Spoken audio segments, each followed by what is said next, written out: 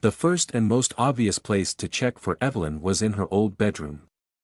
Preem trailed behind as we made our way down the twisty, cramped hallway, and I found myself hoping that she'd merely gotten confused. Perhaps the house had befuddled her inhuman senses in some obscure fashion. Perhaps we'd find Evelyn sitting right in plain view, death glaring at us and ready for a nasty argument. Rain would apologize to her, and that was going to be messy. We had some serious issues to work through, but she would be right there. She had not gone missing. The alternative did not bear thinking about. Evie. "It's just us," Rain called, knocking before she opened the door, a slab of polished wood with creaky hinges. "Evie." "No, Evie." "Under the bed?" "No." "Worth a shot." I followed her in, and put an involuntary hand up to my mouth. "Her bag's still here," Rain was saying. "And, yep, here's her phone, so I guess we won't be calling her." Hey, Heather." Rain must have caught the look on my face. "There's nothing to worry about. She's probably gone back to the kitchen, scarfing down comfort food, or stepped out to clear her head. We'll find her in minutes, okay? Come on." She offered me her hand. "Rain, look at this room. Ah. This isn't a childhood home for her. Not even one full of terrible memories. This is an open wound." Evelyn's bedroom, her childhood bedroom, was like a little girl's princess fantasy. A regular-sized sitting room could fit in here quite comfortably. Heavy curtains veiled a pair of deep windows, 3 spindly chairs ringed a little oaken table, and a huge vanity mirror and double bed dominated the far wall. The room had been gutted. I'd seen the effect on a much lesser scale, in my own bedroom at home on the last day before I'd left for university. Treasured possessions missing from their customary places, practical necessities removed, empty gaps instead of living memory. The bed lacked sheets, a chest of drawers stood open and empty of clothes except a lonely pair of mismatched socks, and the walls showed dark rectangles where posters had once occluded the light. A low bookcase held only a dictionary and a copy of The Lord of the Rings, rumpled as if tossed down in disgust.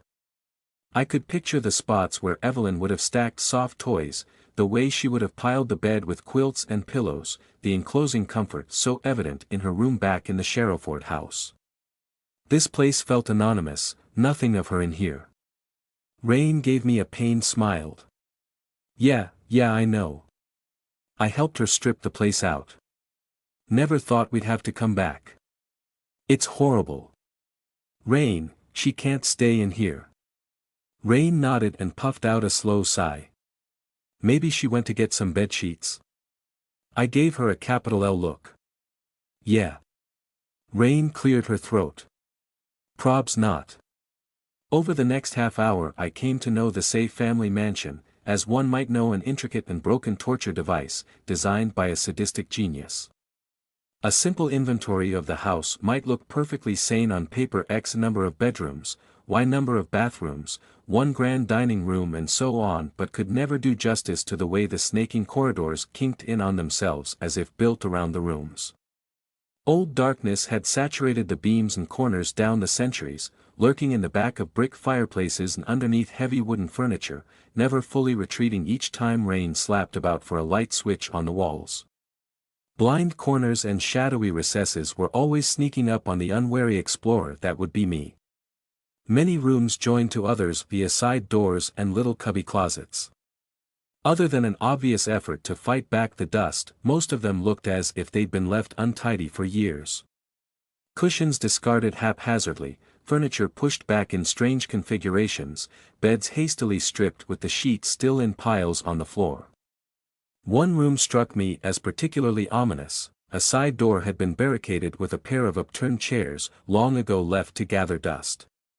We peered into empty sitting rooms with cracked leather sofas, and wandered the circumference of a great dining table in a hall with tall windows and tarnished silverware on the sideboards. We wormed our way back to the kitchen and peeked out into a repurposed utility room, with a little walled-off outdoor courtyard for the bins. We found a locked study where Rain peered through the keyhole. We heard Lewis singing in the bath, and assumed Evelyn was not in there listening to her father butchering Bohemian Rhapsody. We also passed several tired, listless servitors, hibernating things wound down and curled up, their orders long forgotten. I'd thought I loved old buildings, such venerable beauty from a different age. This mansion was the exception which proved the rule, cold and vast, too much akin to an impersonal concrete box on a larger scale. The house told me that my tiny flickering life could never fill this void. I couldn't think of this as Evelyn's home. That honor belonged to the house in Sherrowford. What if we don't find her? I asked as we retraced our steps along the ground floor's main spinal corridor, my voice an unbidden whisper.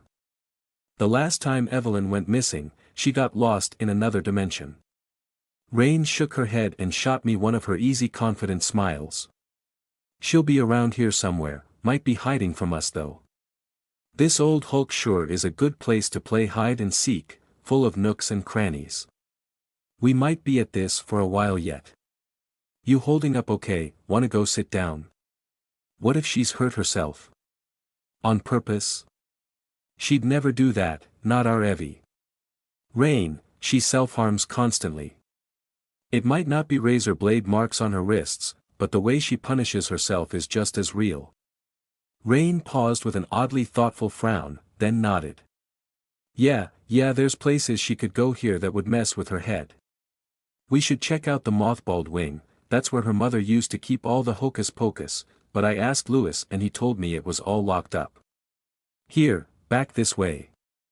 Creeping around dark corridors together had smothered my earlier arousal, given me time to watch Rain and think uncomfortable thoughts. Rain had lied to me. She'd lied to Evelyn and I, manipulated us, yes, ostensibly for our own safety, in her self-appointed role as bodyguard, and I did believe that justification. Or at least I believed that she believed. I couldn't help how that had turned me on, made me feel safe, made me feel right. Even thinking about it now I felt a little shiver of attraction. Rain's elemental nature pressed all my sexual buttons, buried my anger and frustration under a tidal wave of arousal. She hadn't even meant to do it. From the first day I'd met her, I'd let Rain get away with so much, because she was hot and she liked me and her unhealthy behavior made me feel good. Sooner or later I was going to have to deal with the realities of being desperately head over heels in love with a sociopath. Preem wasn't reassuring company right now either. She'd lapsed back into her habitual silence, lurking a dozen paces behind Rain and I. Several times she'd made me jump when I'd turned around and she'd been standing there in the shadows, staring at nothing. At least she was easy on the eyes. I could ogle her chest through her jumper all day long and at least she wouldn't try to manipulate me. Heather. Rain called. I turned away from the voluptuous doll demon. I'd gotten distracted, as Rain had pulled ahead a few paces. She say something? Rain asked. No, sorry. I was just admiring the view. So to speak. Rain quirked an eyebrow in surprise, and I felt a sudden blush color my cheeks. Oh dear, I had actually said that out loud, hadn't I? What? I tried to meet Rain's amazement with smoldering indignation and the feeling came far too easily. I can't look at her. I'm sure you must do, on occasion. Oh no, oh Heather, what are you doing? Baiting your girlfriend into an argument, because you're angry and can't express yourself properly, because an argument with Rain is 100 times easier than dealing with how Evelyn has vanished into her ancient crumbling ancestral home full of exhausted spirit life and the wreckage of her family. Let's have it out, Rain, right here in the middle of this absurd old house with my best friend missing and a demon watching us. Let's have a blazing row about sexual attraction and basic respect and I'll break down at you for lying to me and you'll try to win me back by screwing my tiny stupid brains out but I'll shout at you before you get the chance and... Rain laughed. Course you can look at her. She doesn't give a damn, and her jugs are out of this world. Rain grinned, cheeky and confident and a little dirty. The sort of grin that made me melt. It faded when I failed to laugh at her joke. It's just, you know, you never say stuff like that. You're horned up real bad, aren't you? That's one way of putting it. Ah. Rain swallowed and dipped her head. Right, yeah, you've got every right to be mad at me. I'm not mad. I looked down at my feet and crossed my arms, so I could tell the truth. I am mad. And aroused, and pent up. And worried and hurt. I want you to not lie to me ever again. Rain took a step closer, in my peripheral vision. I can't make that promise. You know I'd only lie to you to get you out of harm's way. And I hate that I'm okay with that, I hissed. Do you hate me? Not a shred of accusation in her voice. No bitterness, no uncertain tremor. We'd shared each other for months now and she was utterly unafraid of rejection. How did she do it? She took another step closer. Don't be stupid, I said to her feet. I'm in love with you. I just wish. Wish what? Rain murmured, and touched her fingertips to my folded arms. I pulled away. Don't. You'll turn me on again and I'll forget what I'm trying to say. You want to be my protector? Well then. Oh damn it, I snapped, as much at myself as at Rain. Are we really having this talk right now, with Evie missing, in a dark corridor in the spookiest house ever? Rain, if you want to be my protector, then you may need to protect me from aspects of yourself. You need to never lie to me again. I forced myself to look up and meet Rain's eyes, a mistake. Deep, rich brown, always so expressive and intelligent, and right now creased with such confused conflict. She almost shattered my hastily constructed defenses with a mere shake of her head. Heather, I never meant dash. And don't say it was to keep me safe, because I like it when you say that, it makes me feel good, and I don't want to feel good about you lying to me. You can't do that to me, Rain. Rain drew herself up with a deep sigh and closed her eyes, as if cleansing herself, and suddenly I was the one racked by fear of rejection. Was this what Evelyn had warned me about, so many weeks ago? My mind raced 100 miles an hour. Of course Rain was going to lose interest sooner or later. Look at me, small and scrawny and weird, compared to this Amazonian beauty, the simplest of my emotions tied up in knots in front of her blazing clarity of purpose. If I wouldn't serve those purposes, she'd move on, as soon as all my complaints could no longer be drowned out with sex.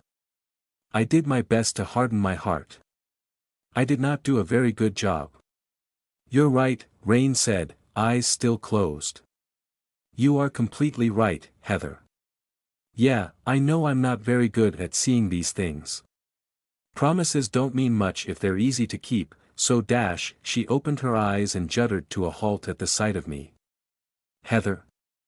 Whoa, Heather, it's okay, you . Finish what you were saying, I managed to squeak. Are you . Finish. I nodded. Had to look away from her. Heather. You really look like you need a hug right now. Can I? You may, I whispered. Rain wrapped her arms around me and I buried my face in her shoulder. Oh, that was better. That was much better. Silly, paranoid Heather, Rain was an impossible sociopath, but sometimes it was easy to forget she had chosen me, even if I didn't understand her reasons. She rubbed my back in muscle-melting circles. Neither of us spoke for a long moment. I listened to her heartbeat. Thought you were about to break up with me, I eventually croaked. I suppose you are. I managed a little shrug. We let go of each other after another moment of shared comfort, but Rain made a point of holding my hand and ruffling my hair. I sniffed and nodded at her smile, and then she raised her eyes past me. Hey Preem, Rain said. Sorry for all the drama. How embarrassing, to have an audience for such a personal moment. At least Preem wasn't capable of caring. I glanced over my shoulder at the doll demon and found, to my incredible surprise, that Preem's milky white eyes were creased by a subtle tightness. She stared for a heartbeat, then spoke. Find.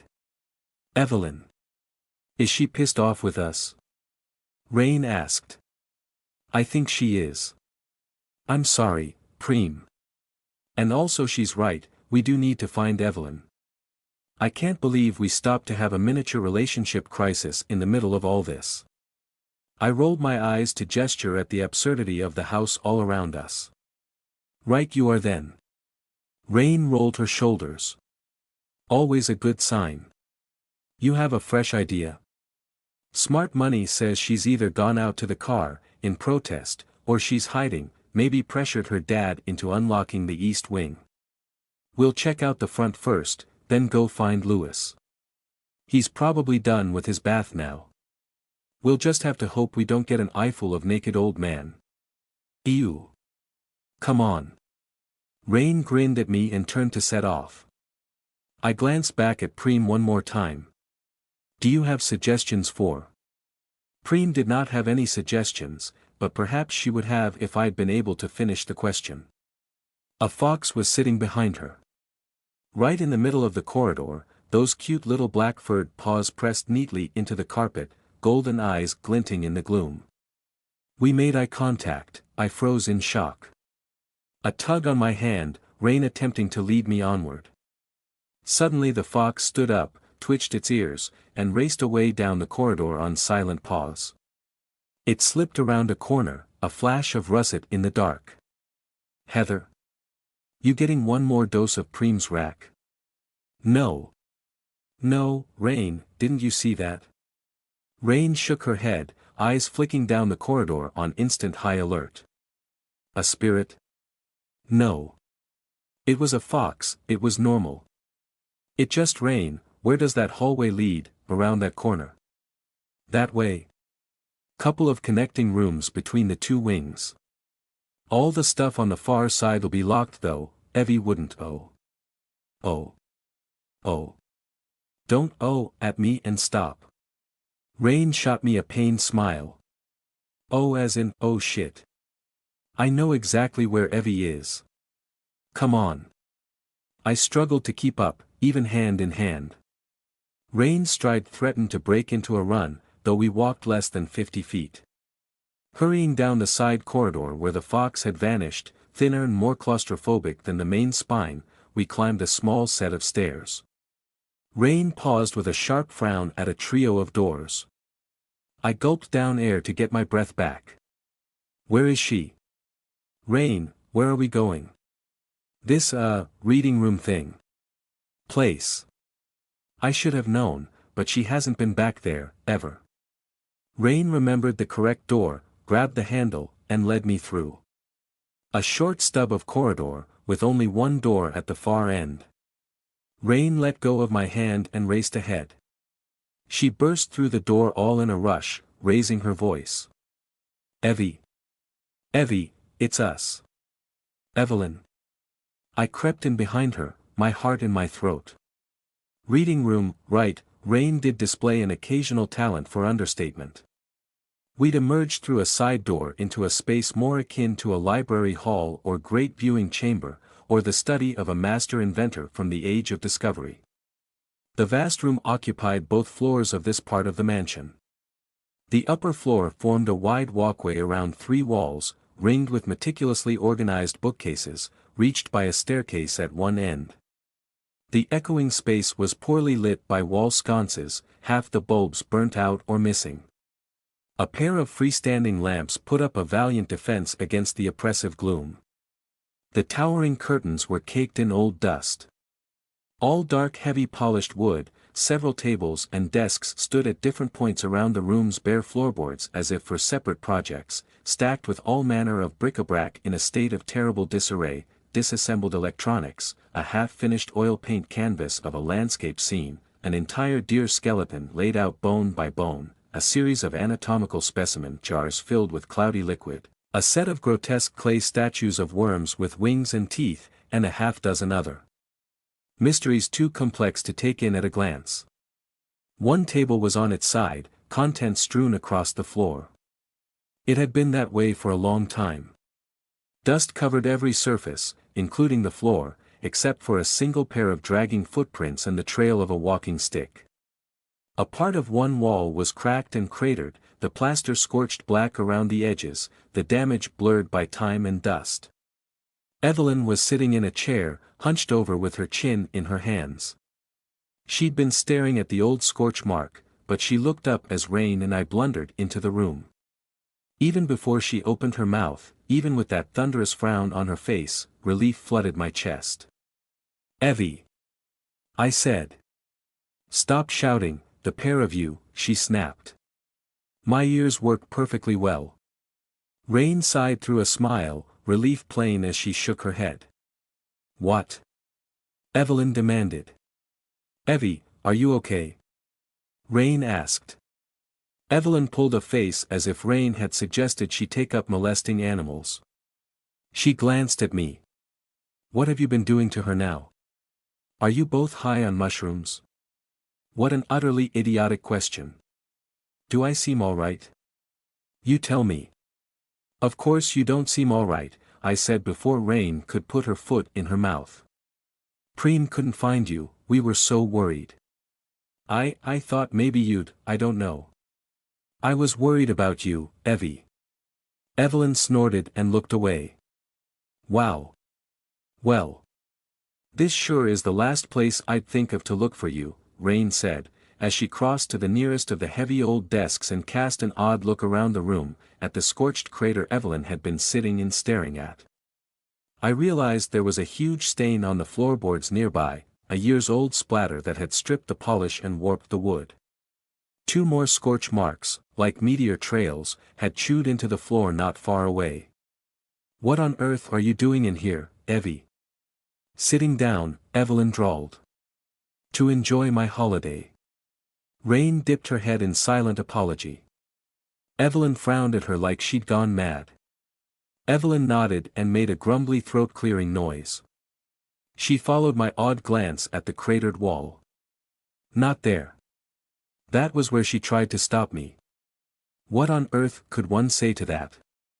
"I see," or "I'm sorry," or some other useless platitude. None of that would help Evelyn. "Why hasn't any of this been cleaned up?" I asked instead. "Nobody's set foot in here since." "Then maybe you shouldn't be sitting alone in the room where your abusive mother died. If you want to sit here, I'll pull up a chair too." Evelyn looked like she wanted to slap me for that one. I didn't blame her, and I'd take it too. Some wounds never close. Preem chose that moment to join us, crossing the room to stand next to Evelyn's chair, prim and proper and very straight-backed indeed. Evelyn eyed her with open suspicion, until Preem turned her head to meet her mistress' gaze. "You required help," Preem intoned. "Shut up. Not another word." "God damn it, I specifically told you not to." Evelyn trailed off in barely contained frustration, with a telltale guilty glance at Rain and I. "Wait a moment," I said. "Did she lie to us? Preem, did you know where Evelyn was this whole time?" Rain raised her eyebrows and let out a low whistle. "Clever girl. Very impressive. She found a way around your orders, Evie." "She's getting worse," Evelyn hissed. "Should never have made her." "Evelyn," I said. "She saw you were in pain and went for help. That's not evil voodoo zombie territory, not at all." "Thank you, Preem. Was that you, with the fox back there?" Preem turned to stare at me, in silence. "What fox?" Evelyn asked. "What's she done now?" "Back in the corridor?" Rain asked. "Heather saw something, I thought it was a spirit, and then I worked out you'd come here." I struggled to phrase the words. "It hadn't looked anything like a spirit." "Sort of, I don't know." "Preem." Evelyn slapped Preem in the leg with her walking stick. "Answer." "Not I," Preem said, icicle cold. Evelyn shrugged with shoulders and eyebrows, more than a little unimpressed. "Did you see a fox come through here?" I asked her. "A fox?" "I'm serious. Evie, don't look at me like that, stupid things happen to us all the time. Woodland creatures walking through walls is relatively minor compared to half the things I've seen since I met you two." Yes, I turned around to ask Preem if she had any ideas about where you might be, and I saw a fox in the corridor. It went around a corner, and technically it led us to you. Is there any reason there would be a magical fox in here? Evelyn rolled her eyes and spread her hands. She couldn't have looked more exasperated if I'd inquired as to whether bears defecated in the woods. This place is lousy with magical echoes and leftovers. It could have been anything. A pneumosomatic fart. Okay, good. Thank you. I'm sorry for snapping. I swallowed and felt a little sheepish. Could Preem be telling another porky? Rain asked. Truth, Evelyn snapped her fingers. Not I, the demon doll repeated. It was probably just a spirit. I was trying to convince myself as much as my friends. I'm not used to them looking like real animals. That's never happened before. Hey, maybe Lozzie sent it, Rain suggested. I demurred with a silent frown. I'd love that, but it seemed unlikely. Yes, that would be all we need, wouldn't it?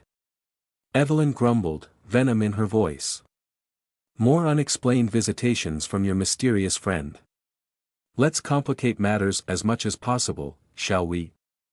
Rain can seduce my father's latest romantic prospect, and I'll go play with my mother's unfinished work. I let it wash over me. Evelyn was in a kind of pain neither of us could share, and we needed to make this right. Evie, I said with a meaningful glance at my girlfriend. Rain has something she needs to tell you. Rain cleared her throat and straightened up. Evelyn's frown thundered back onto her face. What? And no. Evie, no, it's nothing to do dash, I halted, blushing. Rain, stop grinning, you're meant to be apologizing to her. Yes, ahem. Evie, Evelyn, I've lied to you about something. To you and Heather. She figured it out, and made me realize I owe you an apology, because I'm a shit and I've hurt you. I think the Sherrowford cult was about to hit the house, so I lied to get you and Heather out of the city for a week. I'm sorry. It's my fault you're here, dealing with this. She gestured at the echoing hall all around us. We'll leave tomorrow, we'll get out. I've been a dickhead. Evelyn listened with a raised eyebrow until Rain was done. Repeat that last part. I've been a dickhead. Again. I'm a huge dickhead. You are. Evelyn allowed herself a thin smile. But you're also not half as clever as you think. It's not a very good lie if I see through it before you finish telling it. You knew? I asked, gaping at her. Of course I bloody well knew. Evelyn shot me an incredulous look. You didn't. Rain's awful at lying. One of the few things that makes her tolerable. Ow, said Rain. I thought she bullied you into coming. Evelyn scoffed. Not likely. So I'm the only one who didn't know. Lovely. I assumed we were all in on it, Evelyn grumbled, then shot Rain a look. You must be armpit deep in the doghouse. Evie, Rain tried to stay on course. You're my best friend, and Heather made me realize that maybe I'm jeopardizing that, regardless of our history. Like I said, we can leave tomorrow. Tomorrow's too far away, I said, and made a snap decision. Evie, you're sleeping in the same room as us tonight. Not in your old bedroom. I saw it, and no. I won't let you. I'll sleep in an armchair, you and Rain can have separate sheets on the bed. Don't be dash. Evelyn say, you are not spending this night alone. Evie blinked at the force in my words. She turned away and nodded. Fine. I'll take the chair, Rain offered. Come on Heather, you need the bed. And you drove all the way here. You take the bed. I can sleep in the goddamn chair, Evelyn grumbled. But if you two start humping I'll have Preem turn the garden hose on you. Winter sunlight woke me, and I woke alone. Evelyn's absence I'd fully expected. A night in an armchair is uncomfortable for anybody, let alone with Evelyn's catalogue of aliments, but I hadn't wanted to spark an argument by insisting she take my spot in the bed. I'd had just as much trouble sleeping in the unfamiliar surroundings, with all the creaking sounds of the house's ancient frame settling in the cold weather, so I'd had plenty of chances to see Evelyn curled up in the chair as I'd tossed and turned in bed. Doubtless she was up and about, dealing with her aches and pains. Her bag was still by the chair, along with a spare skirt and thin jumper draped over the arm. "Rain." I called into the silence, sitting up and drawing my legs to my chest under the unfamiliar covers. Then I tooted at myself. This was a safe place, I didn't need her for every little thing. I disentangled myself from the sheets and climbed out of bed, winced in the cold and the lance of harsh light through the room's one small window. My mobile phone had one new message from Rain. It was a picture of me asleep in bed, sent about an hour ago, with a pink heart shape drawn in the corner. I'd rolled over to hug the pillow in lieu of Rain herself. She'd attached a message. "Looked like you needed the extra sleep. Gone for a run around the grounds, need to work out the kinks." As I typed this, Evie's downstairs eating breakfast with her dad, big score. I smiled at the picture and blushed, enjoying the feeling. I looked terrible, drooling on the pillow. This was better, this was how we were supposed to be. When I turned around to find my clothes, I almost jumped out of my skin. Don't sneak up on people like that. Oh my God. I put a hand to my chest. What on earth are you wearing? No, that's perverse, this must be a joke. Preem. Preem stared back at me from just inside the now open door. She must have opened it and stepped inside in perfect silence as I was reading Rain's message. Preem was dressed in an utterly immaculate, perfectly pressed, rigorously starched maid uniform.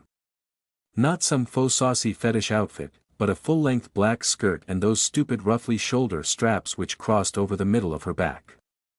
She even had a pair of shiny black shoes on her feet, though her long blonde hair was still in the same messy bun from yesterday, exactly like she was a teenage girl in low-effort cosplay. The whole ensemble served to emphasize her already sizable chest, and I did find myself staring for a moment, before I shook my head. I suddenly felt a little exposed, in rumpled sleep-smelling t-shirt and pajama bottoms. "You should not be wearing that," I said. "It might suit you, but signaled servility is no virtue." "Who dressed you?" "I am not servile," she intoned, in that ice-cold knife-sharp enunciation of every word. "I am saying good morning." I boggled at her. Was that the longest, most complete sentence she'd ever spoken? "Good morning," Preem repeated. Good morning, Preem." I swallowed. "I do need to get dressed now, so if you could." Without another word, the doll demon turned on her heel and marched back out. Her head briefly reappeared around the door frame. She stared at me, and closed the door after herself. "We really do need to get out of this place," I muttered to myself. The old mansion didn't look any more welcoming by the light of day. Different, but no better. Fortified in my jeans and pink hoodie once more, I wandered in the general direction of the stairs, surprised by the depth of lingering shadows in the kinked and twisted hallways. Preem followed me. I discovered not much to my surprise anymore that she'd waited for me in the corridor, standing with her hands clasped before her in that absurd maid outfit. Where had she even found it? Was this how Evelyn's mother had dressed her own terrifying zombies, back in the day? I pictured a dozen creatures like Sheng, stalking this shadowy maze while dressed like domestic servants. Okay, yes, that would act as a pretty effective deterrent. I knew Rain could be brave to the point of stupidity, but I still marveled that she'd once snuck into this house, as a teenage runaway. The place hadn't been empty back then. Nobody was in the kitchen, but for the first time since we'd arrived it contained real signs of life. Dirty cereal bowls in the chrome sink, a few crumbs by the toaster, and this month's issue of Anime UK magazine on the table, Evelyn's area of interest, though that didn't seem like the sort of magazine she'd read, due to or despite. I wasn't sure the candy-haired cartoon girl on the cover. Neither did the shiny magazine look like it had spent a car journey crammed into a backpack. Preem was staring at the dirty bowls in the sink. "Do you want to wash them up?"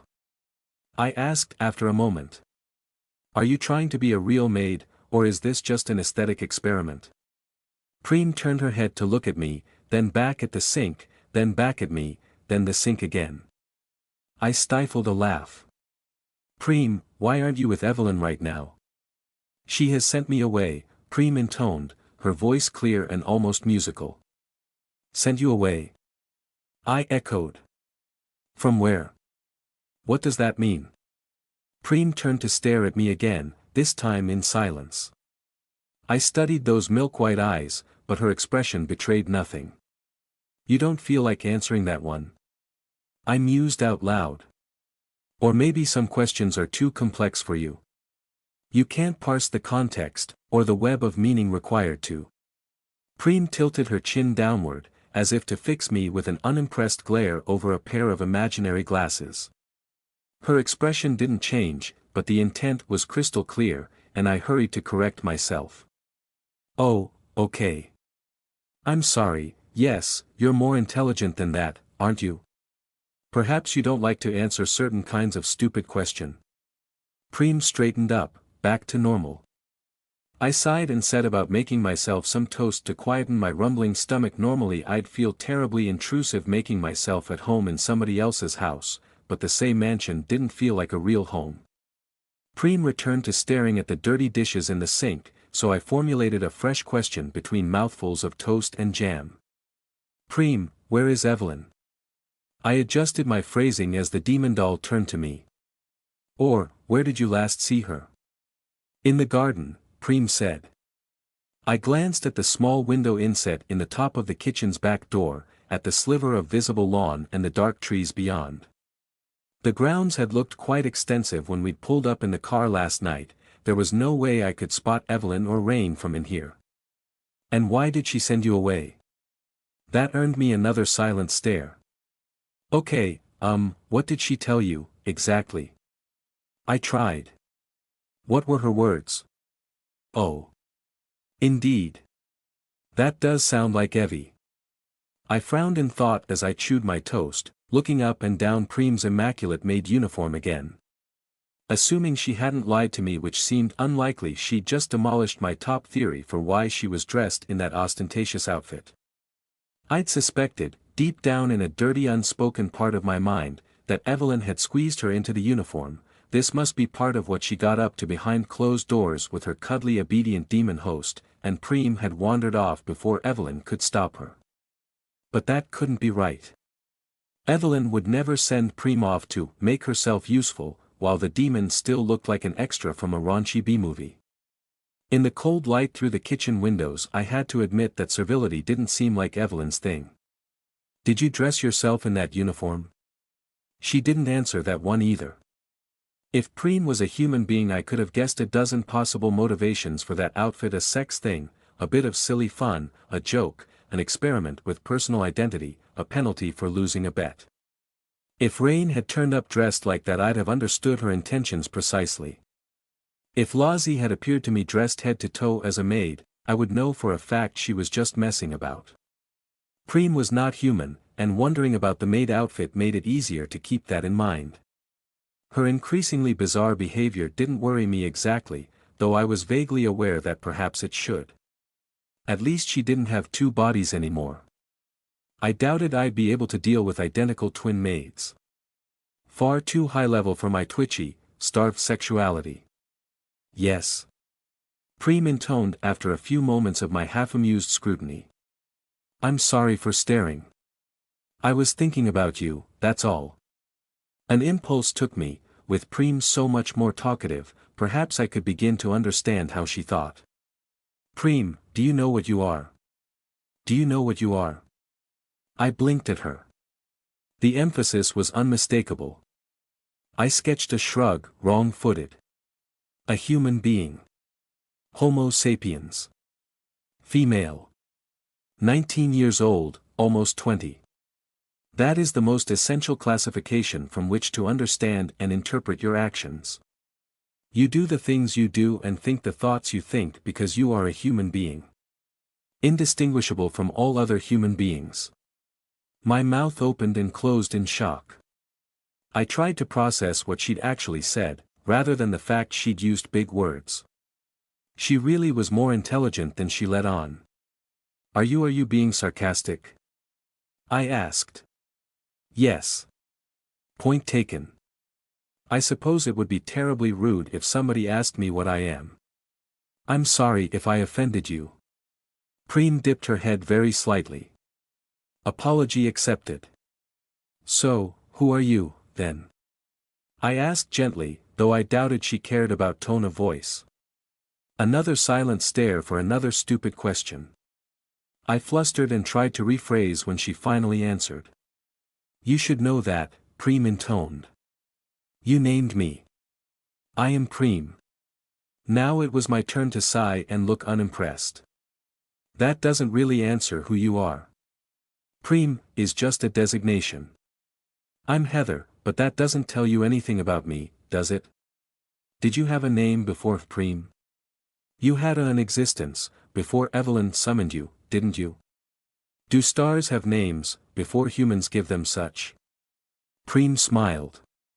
It was no better than the first time she'd smiled, when I'd made the mistake of feeding her a strawberry many weeks ago.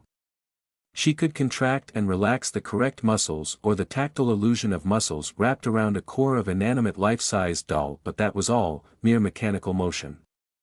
Nothing behind the eyes. She was trying her best. I forced myself to smile back. You don't have to pull a face, I said. Cool and composed suits you better. She switched the smile off as quickly as it had appeared. Her words had reminded me rather uncomfortably of how classical demons were supposed to work, the power of true names. Had I somehow redefined Preem's nature by naming her? I sighed at myself. Judeo-Christian demonology was unlikely to apply here. Demon was just a word we used for an outsider. Preem was neither fallen angel nor one of Satan's lieutenants. She was something from outside our own reality, crammed into a physical shell and offered simple rewards. Old literary myth was not a reliable instruction manual for real magic. I needed to ask Evie. I should probably tell her how much Preem was talking, if that wasn't why she'd shooed the doll demon away this morning in the first place. Feed me a strawberry, Preem intoned. I resisted the urge to shrug, feeling a little overwhelmed. Doesn't Evie have them? Preem glided over to the fridge, her neat black shoes clicking against the kitchen slate floor. She opened the door and looked pointedly at me. I'd missed the transparent plastic tub of strawberries when I'd rummaged around for jam earlier. Oh. I took the box from the fridge and opened the lid before the obvious struck me. I squinted at Preem. Can't you take one for yourself? Feed me a strawberry. Yes, okay. I suppose there wouldn't be any point to your deal with Evie if you can just scarf them all down whenever you like. I selected a nice fat juicy strawberry for her, and held it up, the scarlet fruit cool against my fingertips. Don't make this weird now, not like last time. Preem's lips parted with a soft click, and I pushed the strawberry into her mouth, careful not to touch my flesh to hers. Not because I believed it would have some nefarious magical effect, but simply because it embarrassed me. It had last time.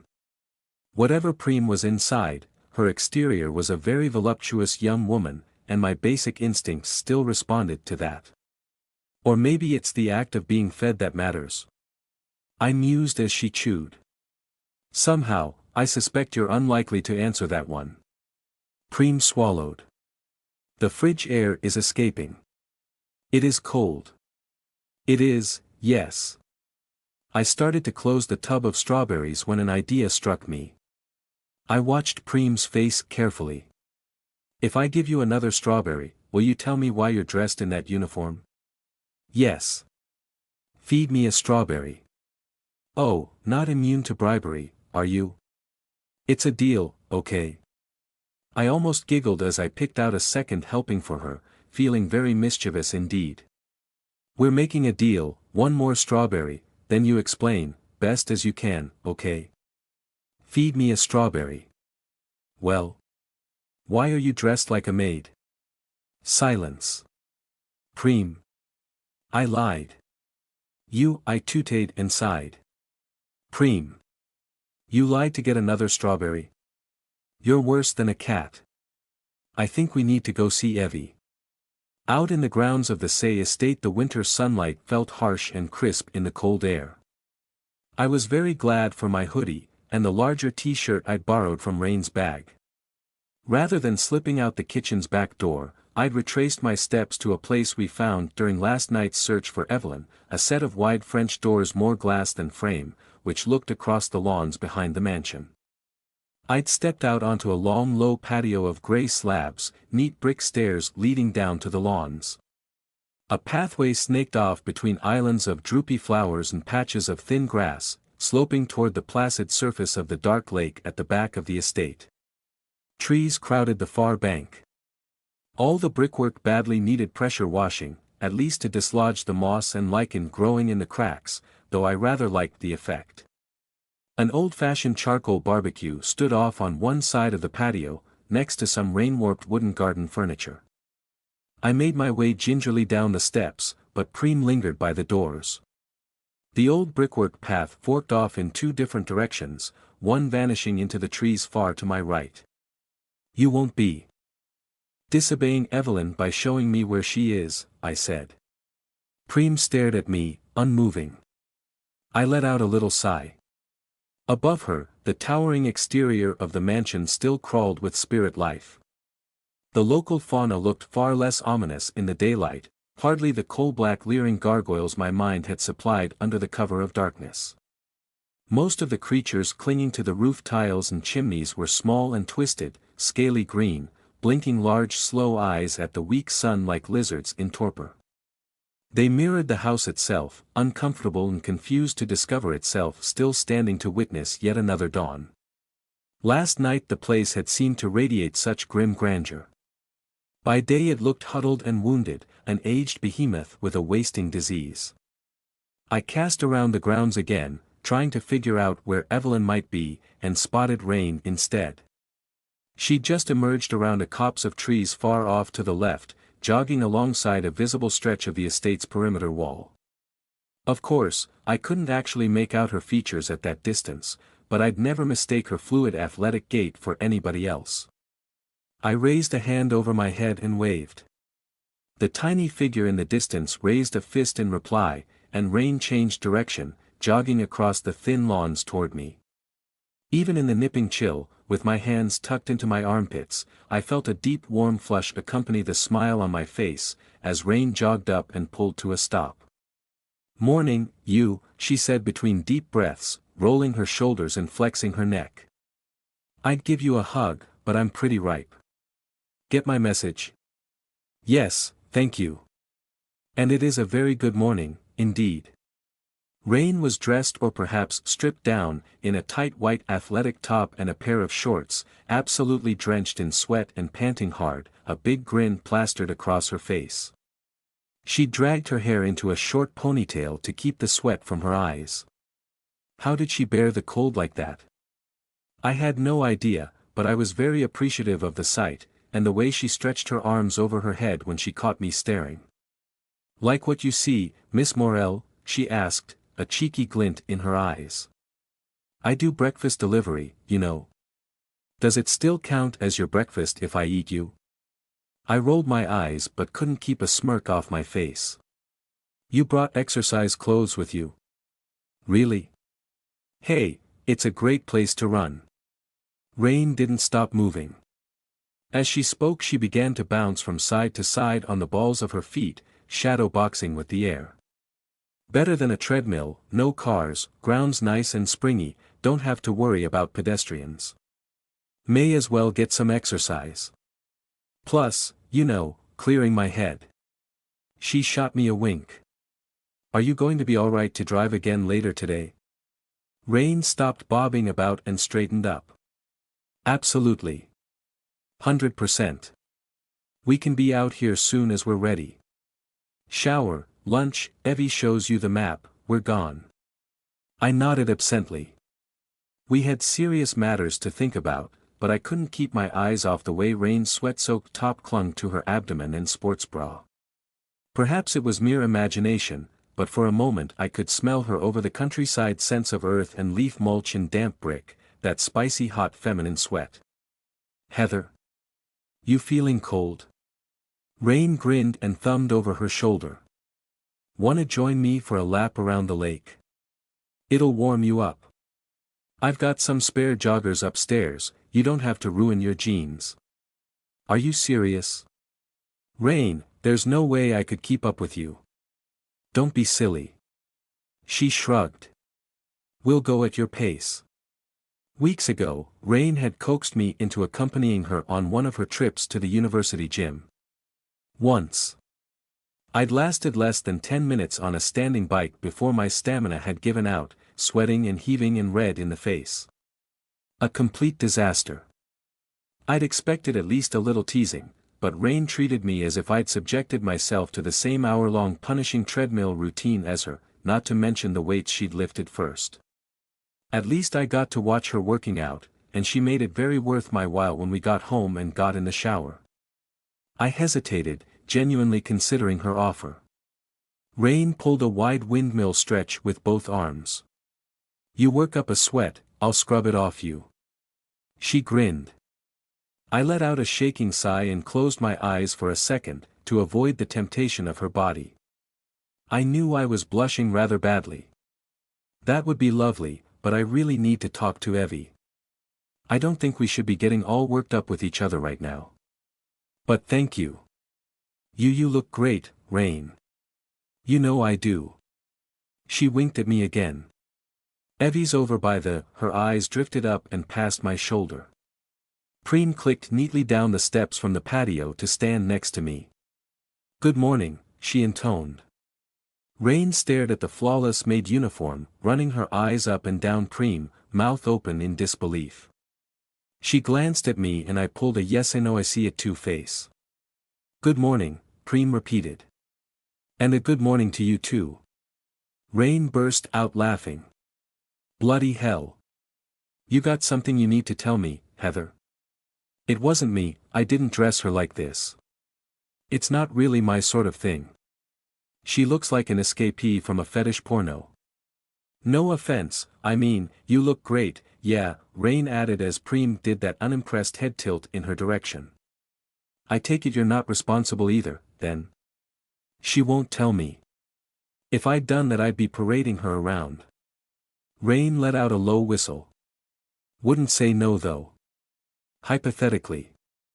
If she was human I'd say she needs a reduction to save her back muscles. I know. It's there, yes. Anyway, I assumed Evie had dressed her, but the more Preem said the less likely I find that explanation. Said. Rain raised an eyebrow at me. I shrugged, unsure how to explain, and eyed Preem sidelong. We had an actual conversation, much more extensive than the good morning she gave you. She's talking. Not quite like a person, but almost there. I think it's this place, perhaps it's waking her up. Rain frowned and a sudden shift flowed through her body language, one I knew very well by now. She peered closer at the demon doll. Preem stared back, perfectly level, expression empty. You're all right, aren't you? Rain murmured. You're on our side. Or you better be. Yes, Preem answered. Rain straightened up and shrugged, relaxed and loose again. She's what I need to talk with Evie about, I said. Among other things, I suppose. You've seen her? Yeah. Spat fire at me though, so, you know, duck and cover. Might not be quite as bad with you. Rain looked off to the far side of the estate's grounds, along the brick pathway which vanished in the trees. Actually, I dunno if either of us should talk to her right now. Rain, we can't leave her alone while we're here. It's not fair on her. It's cool, she's not alone. Her dad's with her. He took the day off work, spend some time with his daughter, you know. Lucky he can do that. She was thinking. It's sort of the spot for that. I peered down the pathway too. Beyond the trees, if I squinted, I could just make out a jumbled gray shadow, like fallen masonry. That's where she is? I asked. What's over there? Trees mostly. Leaves. Dirt. Probably a bird or two. Rain. What's over there? Rain gave me a pained smile, Evie's mum. Despite the dilapidated neglect, I rather warmed to the grounds of the Say estate. I'd never spent time in the countryside before, not the real countryside, as far as you could get from a proper town anywhere in England. I was a city girl at heart, by habit and history, even if the cities were small and provincial. Few cars passed on the distant main road, and I had to listen closely to hear them. Birdsong was intermittent but everywhere, and as I made my way through the little wood, the occasional pigeon lurched into the air from the trees above. Roots had undermined the brickwork pathway, cracked and buckled it from below. The wooden edging had long since rotted away to stubs, overgrown with moss and long grass. These trees had probably once been well tended, now choked with lichen and creepers, the rich earth between them colonized by a thicket of ferns. I liked that, for a strange double reason. Nature reclaiming imposed order looked good, but more importantly this had all been left to fall into disuse because Evelyn's mother was dead. Perhaps she'd enjoyed this garden, perhaps she'd wanted to endure. It would not. The trees parted and fell back. The path continued on, into the Say family's private graveyard. When Rain had told me what lay beyond the trees I hadn't believed my ears. She'd had to repeat herself, and eventually I'd rolled my eyes and imagined a scene from a gothic horror novel. Exactly what this disaster of a trip needed, the cherry on the cake of stupid spooky house, a private family graveyard full of dead wizards. I'd pictured marble mausoleums, gnarled trees, maybe one of those awful suffering statues with frozen stone tears running down its cheeks, let alone whatever numismatic guardians the Say family had left behind. What denomination was a family of hereditary mages likely to follow? Somehow I doubted they were domesticated Church of England types. The graveyard surprised me. A low masonry wall enclosed less than a dozen headstones, along with empty space for perhaps 24 more, all the stonework clean and much of it relatively new. Only 2 graves at the rear looked truly old, slabs of plain granite, but the inscriptions were still legible. The grass was trimmed and neat. Trees formed a sheltering enclosure on 3 sides, even without their leaves. The 4th side opened out, the land dropping away in a slow hill with a view of the dark waters of the lake. There was a mausoleum, but it was tasteful, small. In cream stone with a plain cross on the permanently sealed doors. Not creepy at all. A peaceful place, very well chosen. Evelyn was sitting on a stone bench halfway down the graveyard, her walking stick resting across her legs, her back to me. Louis Say stood nearby, in the middle of saying something to his daughter. I hesitated at the entrance, suddenly feeling like an intruder on an intimate moment. Louis spotted me in the corner of his eye, broke into a big smile and waved one huge hand. "Hello there. Do come over, don't be shy." Evelyn looked at me over her shoulder. She grunted a good morning as I approached. "Good morning, Evie, Mr. Say. And a good morning to you too." Louis boomed at me, shattering the peace of the graveyard. "I do hope you slept well. The place does tend to creak like a leaky old ship at night, I do know." "Tolerably well, thank you." I forced a smile. Poor man deserved to feel like a good host. "And you helped yourself to some breakfast, I trust. Can't have growing girls going without a good breakfast. If you're still hungry either of you, I've got some bacon in the fridge, I could do omelets for lunch, there's theirs." I saw, on both their faces, the exact moment Preem emerged from the trees in my wake.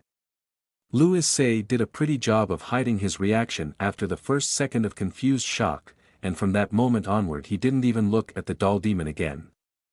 I realized too late what the sight of her might be doing to him, if Evelyn's mother had indeed dressed her zombies up as a mockery of domestic help. Evelyn pulled such a frown. A frown like, well, like Preem had just turned up in a maid outfit. She's following me. I'm sorry, I muttered, and didn't know where to look. I should have made her stay indoors. Sorry. Louis Say clapped his huge hands together before anybody could reply.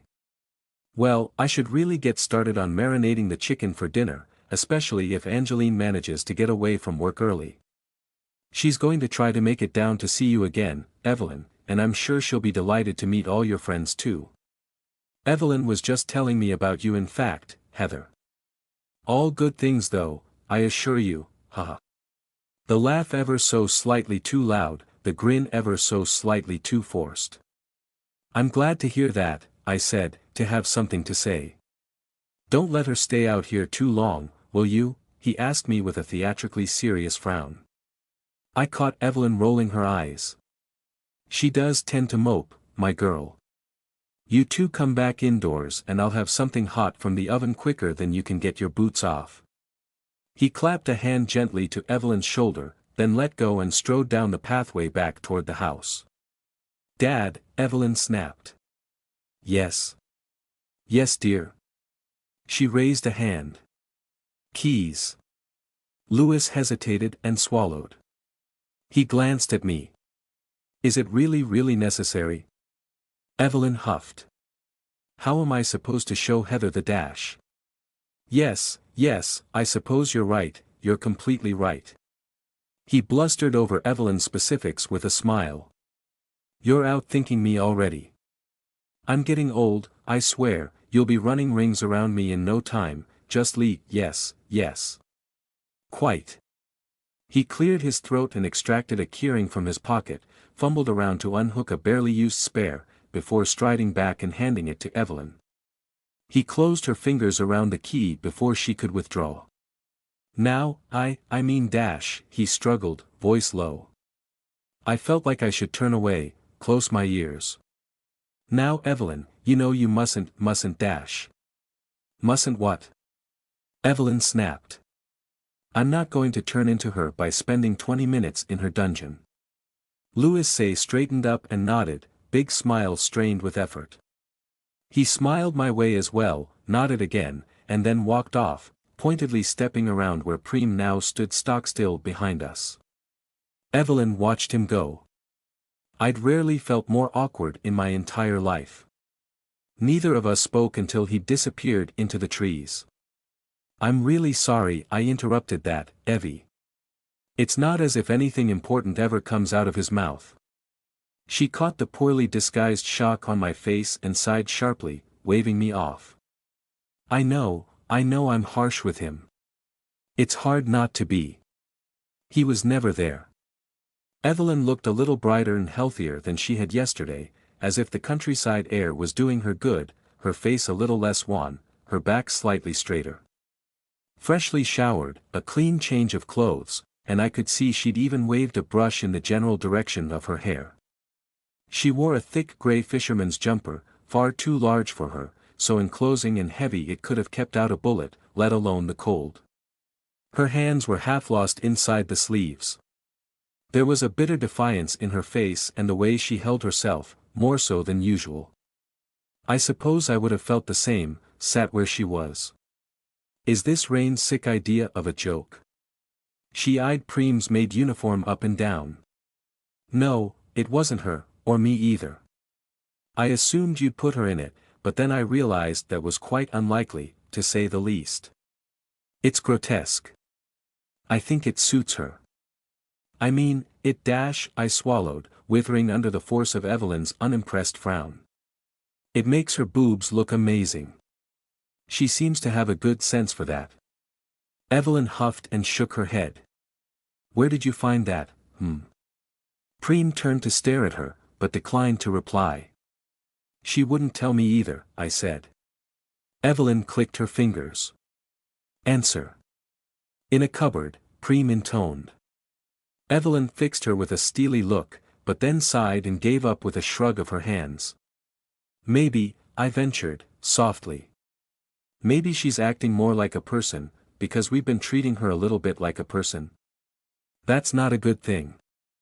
She's going completely off the rails. Make myself useful, Preem intoned. See? I said before Evelyn could snap again. I think she was only following your orders, the best way she could. She came to say good morning to me, too. Evelyn frowned at me. Wait, how do you know what I told her to do? She's been talking. Almost like a real person. We had an almost normal conversation. I thought I should tell you. I asked if she knew who she is, and she replied by saying I should know that, because I named her, she's Preem. I think she's made that her identity, Evie. I think she's trying to be a person. Evelyn looked between Preem and I, then squeezed her eyes shut and pinched the bridge of her nose. Great. Wonderful. She opened them again and shot Preem a look fit to fell an elephant. I should have you destroyed and sent back where you came from. Evie. You won't, Preem intoned. Evie, I really do think she's on our side. She's not on any side. Evelyn spat sarcasm. It doesn't have sides. I wet my lips and decided to let this one drop for now. Here, in front of her mother's grave, was perhaps not the best place to convince Evelyn of anything. Maybe I could find some way to help Preem prove herself, but not right now. Preem said. Evelyn frowned at her, then sighed and glanced back to me. What did you want, anyway? To see you. Can't imagine why, Evelyn grumbled. Evie, you're my best friend, and you're having a rough time, and yes, I know that's a strong contender for understatement of the decade. Of course I want to see you, I want to help you. I want to get you back to Sherrowford as soon as possible. Evelyn looked away, glowering at nothing, but she did nod ever so slightly. You're my friend too, she muttered. Yes, that's right. May I join you? I asked. She nodded and sniffed, so I sat down on the stone bench next to her. It was exquisitely uncomfortable. Isn't your bum cold sitting on this? Course it is. Easier than standing though. I needed to be down here, too. She waved a dismissive hand at the gravestones in front of her, at one in particular. A slab of black marble, scrupulously clean, the inscription picked out in gold leaf. I had no doubt who was buried beneath. Loretta Juliana Say, the inscription read. 1965 to 2014. God grant she stay dead. Goodness me, I struggled. Those are quite the words to put on a headstone. I chose that, said Evelyn. I sighed, more at the world in general than this specific moment of absurdity. Anywhere else I'd assume it was just bad taste, but I'm going to guess in this case it might be literal. Evelyn looked at me sidelong to see if I was serious. She's in a sealed lead coffin. The burial was a compromise, I wanted the body burned. You mean cremated? Migrate. Okay. Very, very carefully, I put one hand on Evelyn's back, as gentle a pressure as I could. A calculated risk, even if only to let her know I was here, within touching distance. She was not in the ground. She was here. That's one of the most monstrous things I've ever heard, I murmured. She didn't shrug me off. A minor miracle. Instead she let out a long sigh, and I knew she was trying to let go. The anger drained out of her muscles, the tide receding to reveal a cold bleakness in her voice. So yes, to answer your question, the inscription is literal. The lead coffin isn't for her benefit. I found things in her notes, in some of the books, about how the flesh of a mage might imbue certain qualities on the very grave worms themselves. A backup plan, another way out. But she's never coming back. I got her. I won. We skated very thin emotional ice here, and I could see two possible paths. On one path I rubbed Evelyn's back, I spoke soothing pleasantries, I did everything that one was supposed to do with a friend in intractable emotional pain. On the other path, I went digging. All I had to do was speak a few words, prompt her in the right direction. She'd do the rest, if she needed it. How much had Evelyn ever spoken about this? It wasn't as if she could. Visit a therapist, what on earth would she say? Would digging make me too much like Rain? Manipulative, underhanded, trying to maneuver a friend into emotional vulnerability, even if it was to help her. Even if my intentions were pure. Despite no idea what I was doing, I'd spent weeks dragging Evelyn into a real friendship. By following my gut, I had no reason to change tactics now. You don't sound too happy about that, I said. Evelyn eyed me oddly, almost hesitant. I could feel the tension bunch up in her shoulders. I'm not sure you'd understand. I'm sorry, I know you mean well. I'm not stupid, Evie. I plunged into the risk, my heart rate spiking. I can put two and two together, from the things you've said, from the way Rain spoke about it. You killed your mother, didn't you? Evelyn let out a huge sigh and nodded slowly, staring at the grave. She was a monster. A real one. She was. From everything I've heard, she was. It was self-defense. It was, Heather, it really was. She took my leg. She ruined my spine. She would have used me up and moved on to another, maybe had another child or adopted one. She was a monster, and I put her down. Evelyn turned to look at me, biting her bottom lip. I don't think she was aware of that, I'd never seen that look on her face before. Her eyes were so bleak. So why do I still feel guilty, she murmured. Life continues to confront me with difficult questions, over and over. Did I ever really have a twin sister? Do I have the courage and strength to rescue her? Am I willing to love a sociopath? Is magic real, or am I just insane? Sitting on a cold stone bench before a wizard's grave, sheltered by the skeletal winter trees, Evelyn needed answers to a question I couldn't even begin to unpack. Why did she still feel guilty for killing her own mother? Doubtless she didn't expect a real answer from me, but the weariness on her face wrenched at my heart. She was groping for a handhold, from the bottom of a very deep pit. She'd been doing so for years. I struggled to summon the right words. It wasn't your fault, you had no choice, she forced your hand. She crippled you, she was going to kill you. She was evil. Evelyn didn't need to hear any of that. Rain had probably said those exact words to her 100 times before. I hesitated, my lips half forming the first word of a dozen different sentences. I tried to play therapist and waited far out of my depth. Great job, Heather. Some friend I am. Evelyn turned away with a little shake of her head. Never mind, she murmured. You don't need this. But you do, Evie. It's always okay to ask for help. Doesn't make much difference. She shrugged. Not a day goes by I don't think about this, at least a bit. If I can't figure myself out, how could you? It's unfair of me to ask. I felt her slipping away, slipping back into performative grumpiness and the comfort of her barbed tongue. Any moment she'd change the subject, wave a hand at her mother's grave with a bitter comment, smother the pain under sullen aggression. I had to buy time.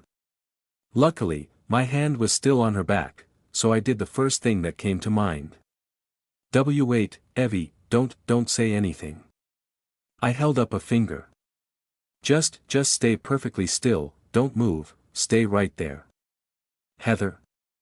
She frowned hard, looked me up and down briefly. What are you going on about? Just stay. Stay sitting. I hopped to my feet and stepped behind the bench, behind Evelyn, shivering a little in the corona of cold air. She peered at me like I'd gone mad. Please, you can face forward, how you were. It's okay, I'm not going to do anything weird. What are you going to do? I am going to touch your shoulders. Please Evie, you trust me, don't you? That I do. She didn't sound very certain, but she did face forward once more. Perhaps I'd piqued her curiosity. The next step required no small amount of courage. Evelyn was not a touchy-feely sort of person. Hugs did not come easily to her, and her body was a litany of aches and pains, old injuries, bone problems and joint issues, before one even considered her prosthetic right leg or the missing fingers on her mangled left hand. But I was committed now, I had to see this through. Gentle but firm, so she knew what I was doing, no surprises. I wrapped my fingers around Evelyn's shoulders. Beneath the thick gray jumper I could feel her muscles tight with permanent tension. I tried to recall the basics of Rain's technique. I had to get this at least partially correct or it would be pointless, and I didn't possess anything near Rain's grip strength. And? Evelyn asked. Is that it? What happens n-? I pressed down hard with both thumbs and squeezed with my fingers. Ah! Evelyn winced open-mouthed. I'm sorry. My hands flew to my mouth, mortified. Idiot. I hiccuped. Evie, I'm so sorry, I wanted to dash. Don't stop now, she snapped. Get on with it. Oh, okay. Right. Hiccup. Right then. I'll just start with okay. My hands fluttered as I hesitated, as I touched my fingers back to the thin muscles in Evelyn's shoulders. I pressed down hard, put my back into it. She grunted. This time I didn't stop. We took several minutes to find a comfortable rhythm. Evelyn growled and hissed, grumbling under her breath as I dug in with my thumbs, telling me, left a bit, down, no, further down, or press harder when my grip slackened. Her shoulders were terribly knotted with old strain, bunched and uncomfortable. Her habitual slouch probably didn't help. Eventually she stopped wincing and grunting, and I felt the stress drain from her body inch by slow inch. She sighed deeply, sagged on the bench, and moved her walking stick off her lap to support her weight. Working my hands and arms chased away the worst of the chill air, or perhaps it was just proximity to Evelyn. Skinship does wonders for homeostasis. I'd bought time, now I needed to wheel the big guns into position. I wet my lips, weighed my options, and did the only thing I was certain of, I talked about myself. It's not on the same scale, I began quietly. But I didn't feel any special relief or sense of justice after I killed Alexander. Evelyn was silent, so I carried on. In the moment I won, I was satisfied, yes, I think so, in a brute sort of a way. But afterward? I still suffer all the same anxieties, still feel the same way about myself. He was a monster, he kept people in cages and fed their minds to his outsider. The world is a better place with him gone, certainly, and I did what I did to protect myself and my friends, all of you. We defeated an evil wizard in his magical castle, put his monstrous minions to flight, and freed his captive. Aren't I supposed to feel victorious? What did I prove, in the end? As I spoke, a weight lifted inside my chest. I hadn't realized it was there. I'd bottled this up for weeks, barely expressed a word of it to Rain, couldn't make sense of it to myself. It didn't hurt, not like Evelyn did, but I did struggle to keep a catch out of my voice. This wasn't for me, this was for her. Proved him wrong, Evelyn murmured. Exactly. So why do I feel this way? I asked. I don't feel big or strong, I certainly don't feel like a hero. All I did was commit murder. A necessary murder, perhaps, but I still made the decision to kill a person, clear-headed, not in the heat of the moment. And I don't feel any different. I'm still me. That was me, all along. I had to take a deep breath. I'm still terrified of ending up different, that the brain math will make me inhuman. All I proved in the end is that I had the strength to kill him, that's all. It's self-referential. Evelyn nodded slowly. I know. I know exactly what you mean. I let out a controlled sigh and resumed rubbing Evelyn's shoulders, simply to occupy my hands. That's what friends are for. I tried to sound bright. Or so I'm told. Evelyn cleared her throat. I'm learning that too, yes. I very much doubt I would have been friends with your mother, Evie. Goodness, it's no wonder you worry about ending up like her. She tried to take over your mind. You're not her. You'll never be like her. We were deep in the core of it now, the most dangerous part, and I had to push on. Killing one's own mother, even in self-defense, is going to mess anyone up. Let's forget for a moment that we're all neck-deep in supernatural doodads, that she was a monster, a magician, all of that. Boil it down to the fundamentals: you had to kill your own mum. You had to. Even without everything else, without the magic, without all the other stuff she did to you, that's a choice she inflicted on you. Of course you're going to be wounded by that. Anybody would be. Evelyn frowned. I suppose so. We slipped into silence. I focused on rubbing her back, kneading out the deeper knots. Serves you right, she mumbled. Evie. Pardon. She cleared her throat and straightened up, nodding at her mother's grave. That was directed at her.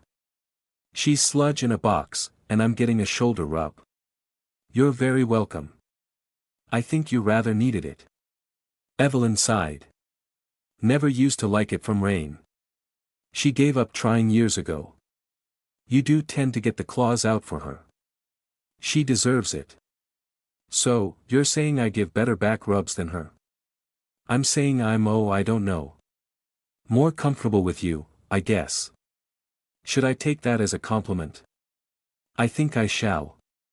Evelyn grunted, still staring at the grave. She hesitated over a word, opening her mouth before thinking better of it and lapsing back into silence. I squeezed her shoulders harder, enough to draw a wince from her gritted teeth. Yun. I am sorry. I blushed. I don't know why I did that, I'm getting carried away.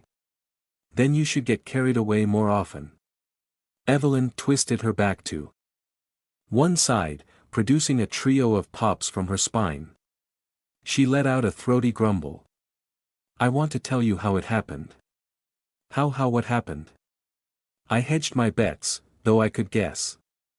Don't be obtuse, Heather, it doesn't suit you.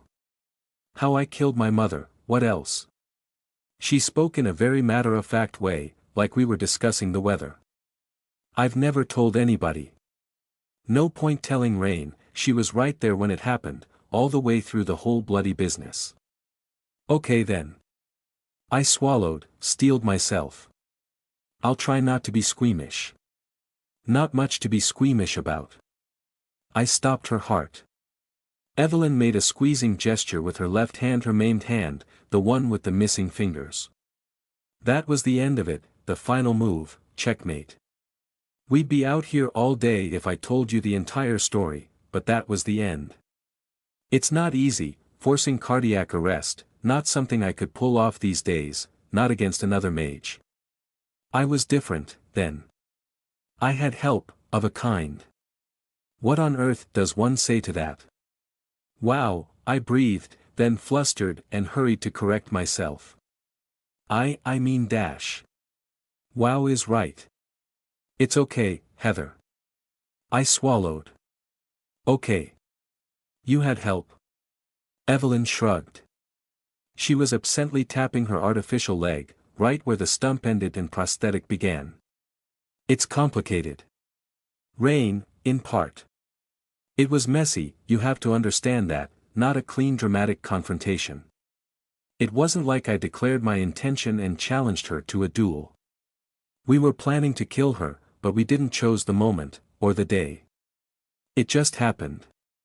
Rains always insisted we bear joint culpability. Nonsense. Evelyn sighed and shook her head. She was too busy keeping the zombies off me. The real ones. She never put a scratch on my mother, not in a way that mattered, though I do distinctly recall Rain attempting to brain her with a log at one point, but that can't be right, there was no fireplace in that room. Sounds like Rain to me, I added, feeling far too flippant for this subject. Yes, quite. Evelyn sucked on her teeth. Always the enthusiast for a bit of fisticuffs. Are magicians always so hard to kill? I asked.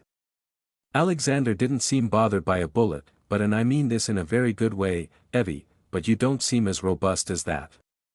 Good, she grunted. What's the first thing a ruthless person does with power? Protect themselves, that's what, but if you want to be invulnerable, you have to make sacrifices. Leave certain things behind. She let out a sudden, sharp sigh. Ah, Heather, I can't say I haven't been tempted, sometimes. If it wasn't for Rain, or for you, maybe I would have given up on being human, just to feel a little safer. I squeezed her shoulders. I for one am glad you didn't. She nodded, sniffed. My mother wasn't like Alexander, not exactly, but she did have ways of defending herself. She couldn't have survived a bullet through the chest though. God, that would have been so much easier. So, yes. I stopped my mother's heart, and I had 100 good reasons to do it. I was right, and I saved myself. But I still feel guilty. It's okay to feel that way. And to talk about it. Evelyn grunted. This wasn't something one simply got over. I couldn't solve it for her, to presume so would be awful. She'd carry this forever, but at least I could be here for her. At least she knew I understood. As we'd spoken, I'd spotted furtive movement on the far side of the graveyard, in the undergrowth between the trees. Slowly, as I'd been concentrating on Evelyn, a black nose and sleek russet snout eased out from beneath the ferns. A cautious, skittish fox emerged into the cold sunlight, raising his head and looking about. Evie, do you see that fox over there? Yes, I see it too. It's just a fox, not whatever you saw last night. I glanced over my shoulder, to where Preem still stood at attention with her hands clasped. Preem. Do you see it too? Fox, she intoned. The fox caught wind of us, or perhaps Preem's voice carried a little too well between the gravestones. His head jerked in our direction, yellow eyes flashing in the sunlight, and then he scurried away, hindquarters vanishing into the undergrowth with a swish of his tail. The wall's always been full of holes and gaps, Evelyn said. All sorts of things get in and out. She rolled her shoulders with a grimace. Thank you, Heather. You can stop now. I feel, she waved a hand. Buttery. Buttery? Soft. Oh, I don't know. I'm no good at this. Sit down, will you?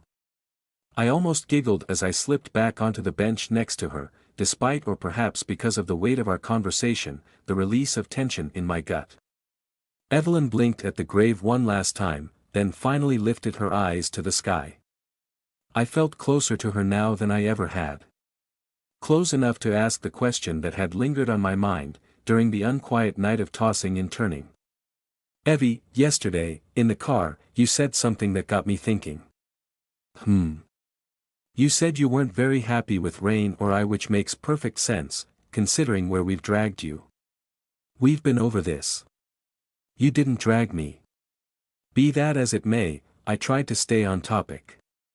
Despite the strange bonding session we just shared, I felt I was verging on unsafe ground, but I had to clear the air.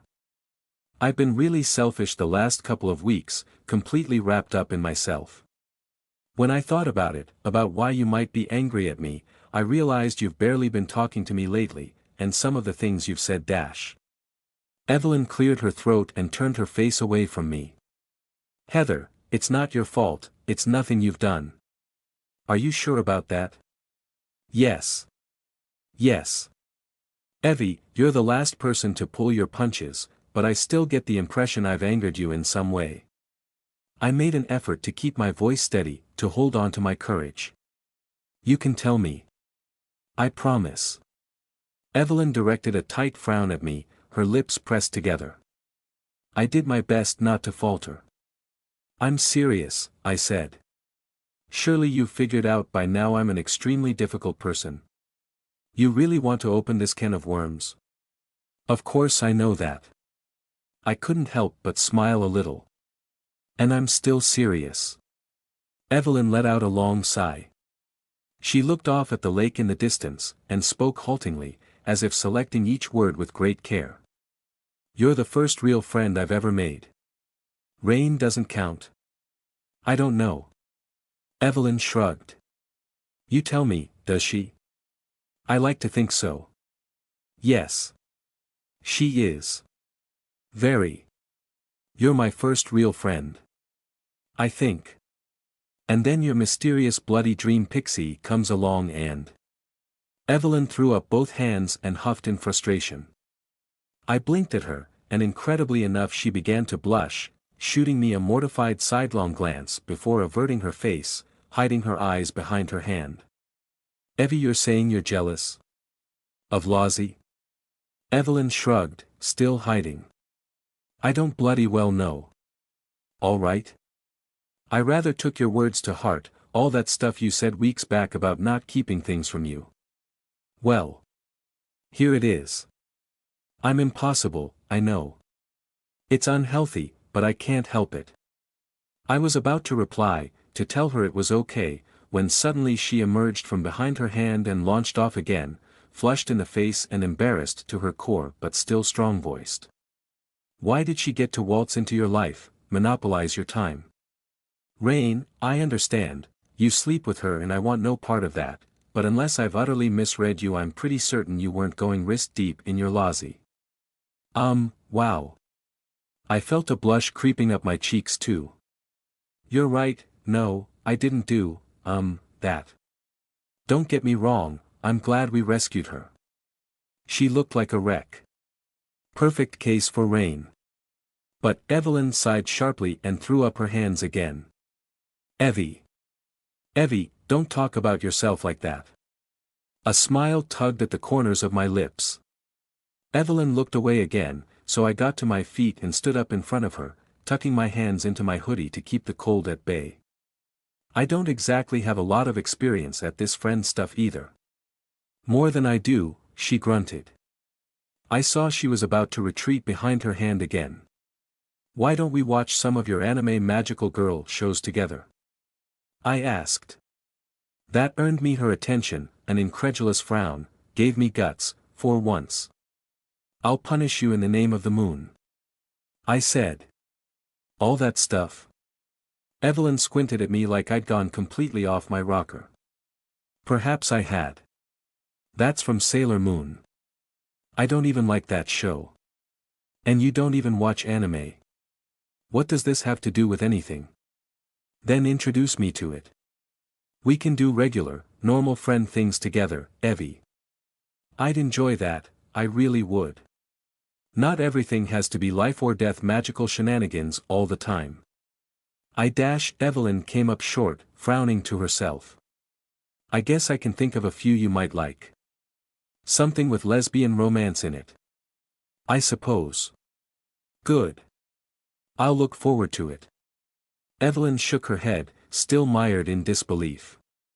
While we're on embarrassing personal subjects, I'm going to take a huge risk, I said, plunging ahead before I had time to stop and rethink. If I planned this out I'd never ask. My heart thudded against my chest and my mouth went dry.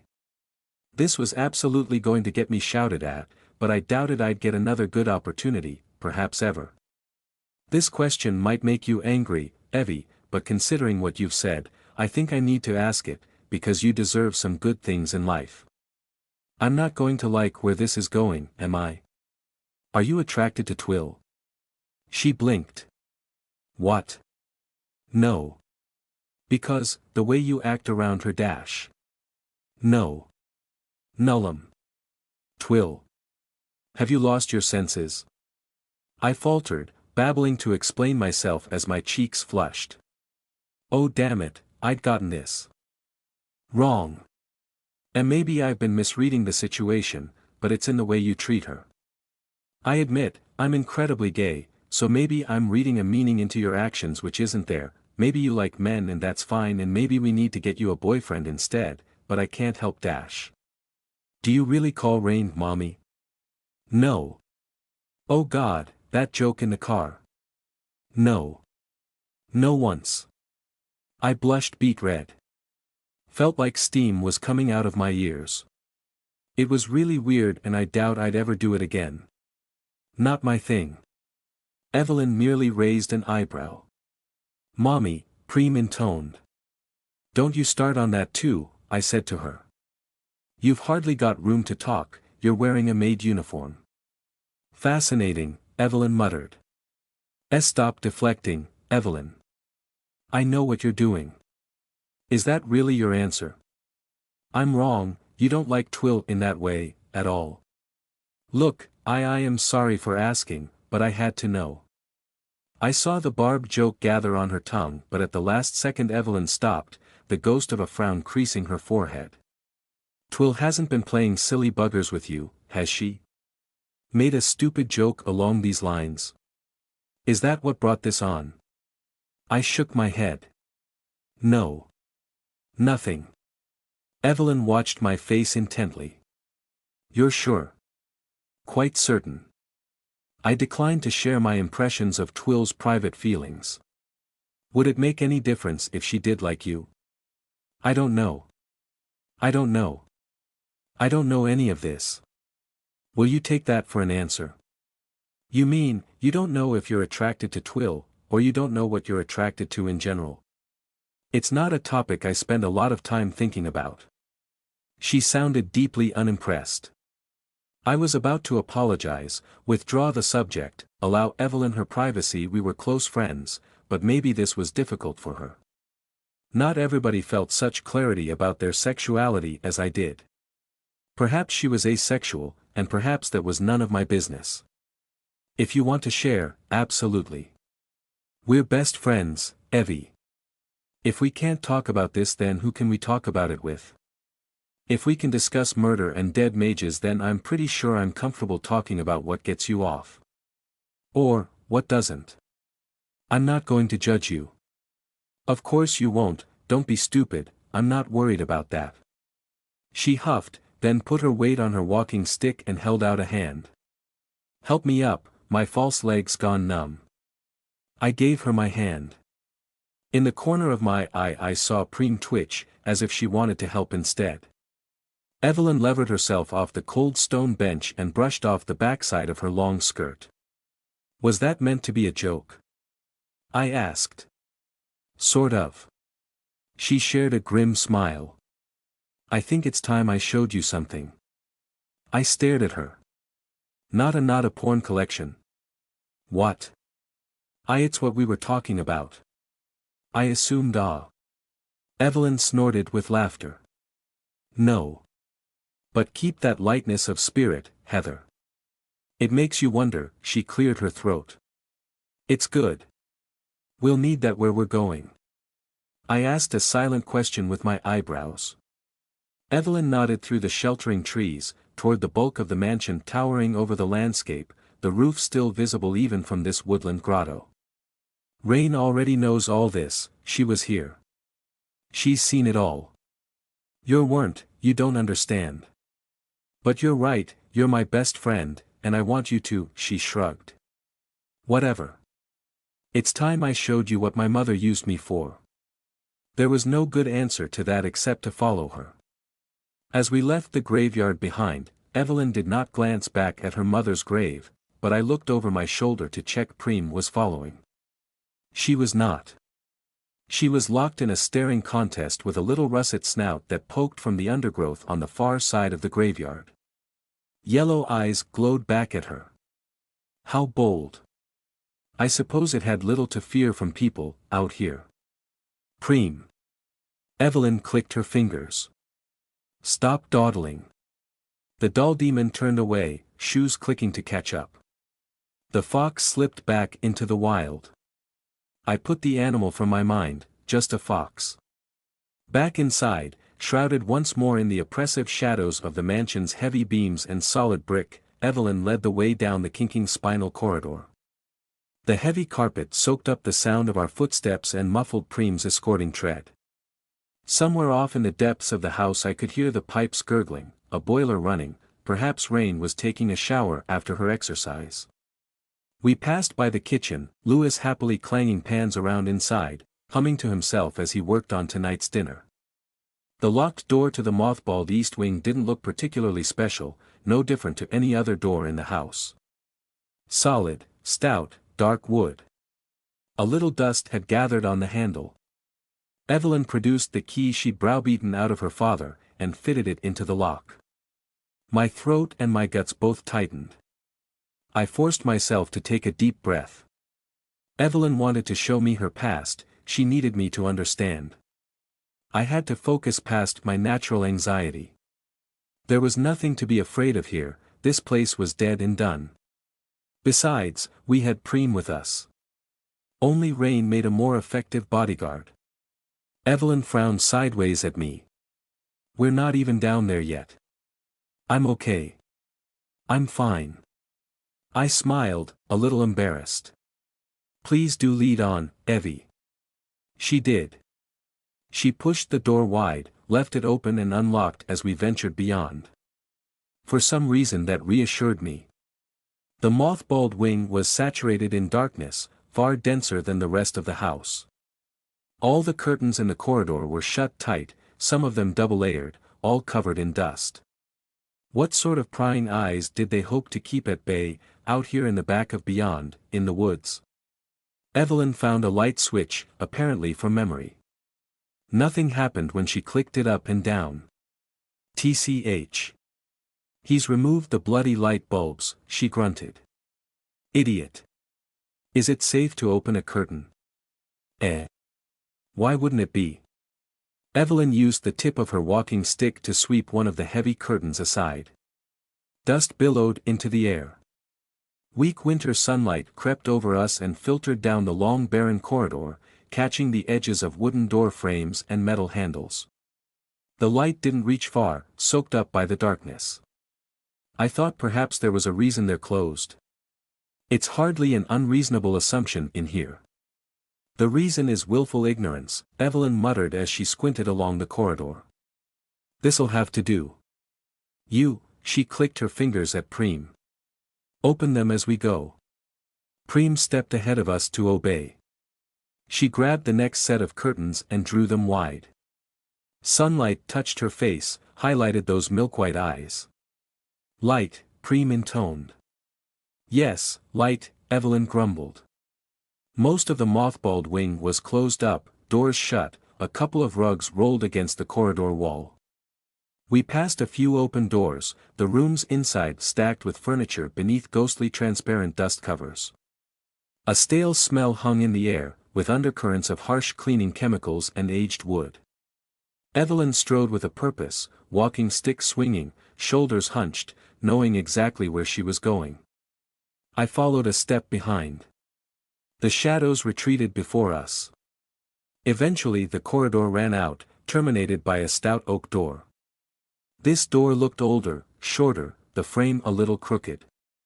Evelyn clacked the handle down. Mind your head. Evelyn ignored all of it, and my curious look. She stalked across the room to a door which hadn't been apparent until she pushed it open, hidden as it was behind a column of load-bearing wall. Darkness yawned beyond. I peered over her shoulder. Wooden steps descended between whitewashed concrete walls. A hidden door to a secret cellar, I sighed.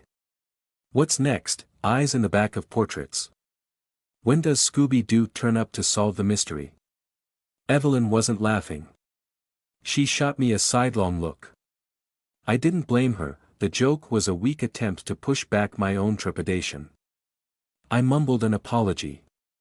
It really is. Evelyn slapped a switch and a light guttered on far below. Too gutless to go down there and remove the bulbs, I see, she grunted. Evie. My voice caught, and I had to swallow. I don't mean to sound worried, but I'm getting déjà vu doing this. For what? You led me to a semi-secret underground magical treasure trove once before. You may recall I had a very uncomfortable face-off with a giant spider. Is there anything down there I need to know about, preferably before it surprises me with a giant stinger? Evelyn grunted, taking me seriously. Nothing numismatic. My mother would never have things she couldn't see so close to her most important work. The whole place is warded. Best not touch anything though. Rain and I cleaned up everything. She waved a hand, searching for the words. Everything independently mobile, but there's plenty of sights you won't want to see, remnants of her constructs. Just follow me. I nodded. Okay. I trust you, Evie. She led the way down the stairs, walking stick clacking. We were spared the cliché of ominous creaking wood. Instead the stairs echoed, a hollow space beneath them. The echoes multiplied as we descended to the cellar floor. Surprisingly spacious, the cellar was filled mostly with empty wine racks, containing only a few moldering old bottles, half blocking several doors. A sort of butcher's counter stood in the middle of the space, stacked with old metal kegs, casting a long shadow as the single bare light bulb struggled to illuminate the rear of the space.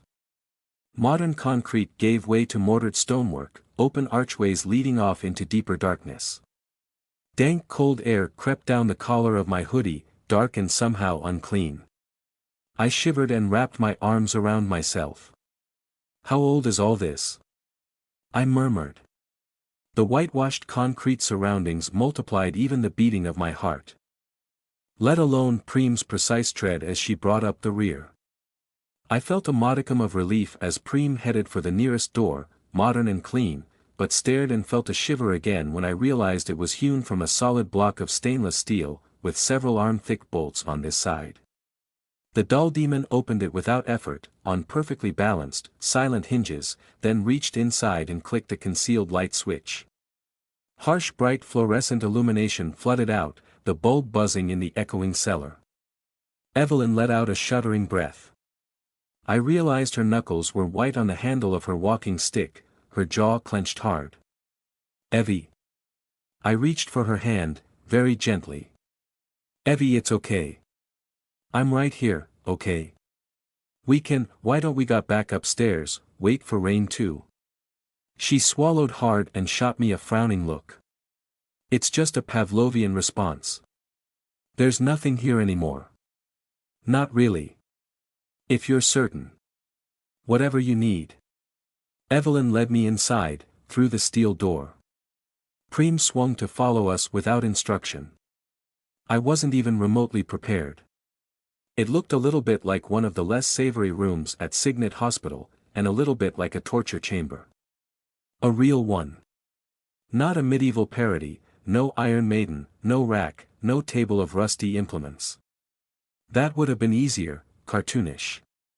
No, it was a sordid little place.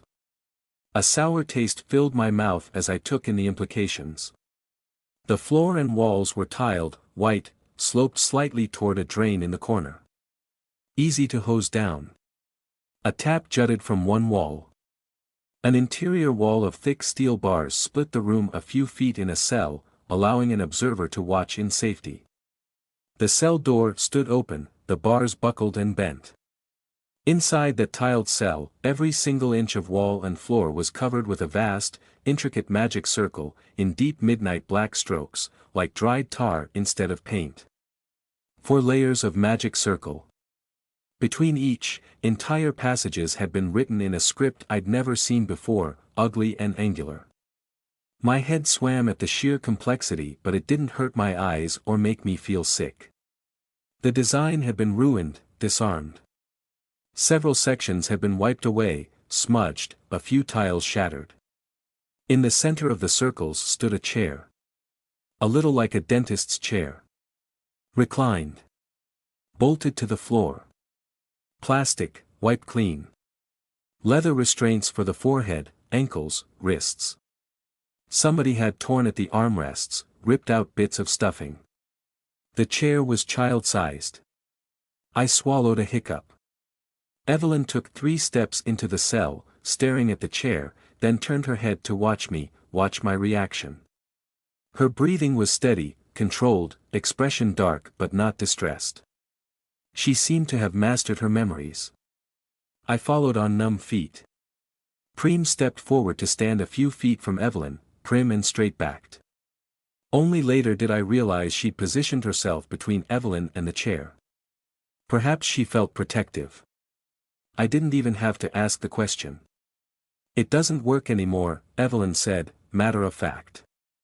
It's defanged, no power source, and I ruined the circle. I shook my head, glancing around again, then back at her. But Evie, what is this? Was this you were down here? Evelyn wet her lips with a flicker of her tongue, and I realized she'd rehearsed this moment. How many times had she relived whatever had happened in this horrible little room? How long had she waited to unburden herself? Rain knew it all, what could Evelyn tell her that she didn't already know? I steeled myself as best I could. She needed somebody to listen. To my surprise, she nodded toward Preem. So, she started talking. Yes. I felt a catch in my chest. She has. Why do you think it's taken her so long? Evelyn reached up with her free hand and tapped the side of Preem's head with a knuckle. Preem turned to look at her. A glare. Evelyn ignored her, kept speaking. Wood. Preem had nothing to work with. Summoning an incorporeal outsider into a vessel is relatively easy, but Preem didn't start with a human brain to run on. She had to bootstrap herself, mimic, learn how to think in our reality. Adaptation is slow. The visitor takes time to remember itself, even with a simple thing like Preem here. You following this so far? Her voice echoed off the tiles. I nodded, and in my heart I began to see where this might be going. I think so. Okay. Remember the zombies in the Sherrowford cult's castle? Actual corpses. Barely functional, maybe a week or two old, easy to beat and not very clever, certainly not sentient, let alone lucid. Their potential was greater in the long run, yes, dangerously so. A brain, nervous system, sinews, it all gives the demon something to work with, a framework to base itself on, though the shock is greater. With time, every single one of those zombies would have been lethal. Like Sheng? Evelyn shrugged. Perhaps. I don't know how she was made, or how old she is. A demon that strong would need a very short leash. She might just be stupid, intentionally crippled. I nodded. I'm sorry for interrupting, go on. Even with a real corpse, there's no electrical activity in the brain, nothing to hijack, nothing to communicate with, to teach it how the mouth works or what words mean, to give it context for what it's being asked. Her voice lowered, quiet, almost to a growl. She hunched her shoulders, leaning heavily on her walking stick. The dirty little tiled cell seemed to press in on us. I think I see where this is going, I murmured. My head felt tight, almost feverish. A high-pitched whine threatened at the edge of my hearing. Evelyn eyed me. Do you? I'm sorry. I hiccuped, the horror of this almost too much. This is please. Tell me. I'm listening. I promise. Evie. Oh, Evie. Evelyn put her maimed hand to her chest. No prizes for guessing who. The claustrophobic echoes of Evelyn's voice ebbed away as she concluded her tortured confession, reflected off the dirty tiles in the horrible little cellar room. I hiccuped out loud. Disgust clutched at my guts, and I shook my head at the child-sized dentist's chair. Evie. My voice cracked. I know, she grunted. Dank subterranean cold leached residual heat from the safe embrace of my hoodie, and wormed icy fingers up the back of my neck. I wrapped my arms around myself, felt awfully sick. The crushing press of the broken magic circle above and around us seemed to hang poised like open jaws. We stood in the maw of a dead beast. Suddenly I very much needed to be out in the sunlight, but I wouldn't flee and leave Evelyn down here alone with her memories, not even for a half a minute. She looked rooted to the spot, set and solid, sheltering inside that oversized gray jumper and leaning on her walking stick next to Preem's impassive form. Evie, that's horrible, I dash. Tell me something I don't know, she grumbled. I shrugged, quite lost for words. Scared of me yet? She asked, an oddly sarcastic quirk to her lips. I blinked in confusion. Should I be? Evelyn sighed and sketched an uncomfortable half-shrug. She deflated, shoulders slumping, and I sensed she'd run out of carefully rehearsed words. She'd confessed, but now she needed to actually talk. No. It was a bad joke, a bit of gallows humor implying the demon is still in my head. Get it? Trying not to get too grim, that's all. Evie, don't joke about that. I'd never think that about you. Why would I be scared of you? You're sweet and lovely, no matter what you think of yourself. Yes, well. Evelyn cleared her throat and averted her eyes. I didn't care how embarrassed she felt when praised. It embarrassed me too, but it was true. No wonder she felt barely human half the time. I got rid of it 5 years ago. Sort of what precipitated killing my mother. Trust me, the demon wouldn't want to return even if it could. Evelyn raised an eyebrow, ignoring Preem. That's rare enough, from you. I think your mother deserves a bit of foul language. I huffed and shook my head. Why did she even do it? Her own daughter. So the outsider she summoned could talk and think from the get-go, trapped in a bound vessel. So she could force it to share its knowledge. It got a functioning human brain and a human consciousness to pattern itself on. The process went very fast, though I wasn't exactly coherent enough to observe. She spoke with such bitter scorn lurking in her voice. It had full sentience in a handful of hours, then found itself strapped to that damn chair, in the body of a 9-year-old girl, at the tender mercy of my mother. I wet my lips and took a deep breath, struggling to master the high-pitched ringing in my head. It wasn't magic at work, just disgust and the anger of empathy for my friend. That's not the why, not exactly. Why do it at all? What did she hope to gain? Real knowledge, from outside. I spoke a question with my eyebrows, still stewing in second-hand outrage. Evelyn continued her explanation. Magic is unreliable, extrapolated from scraps in old books, written by insane monks and murderous desert cannibals, 1,000 years ago. Trial and error can be lethal, you and I both know that from experience. Too true, yes. I sighed. I managed to teleport myself outside, completely helpless when I got there. Remember? Evie, of course I remember.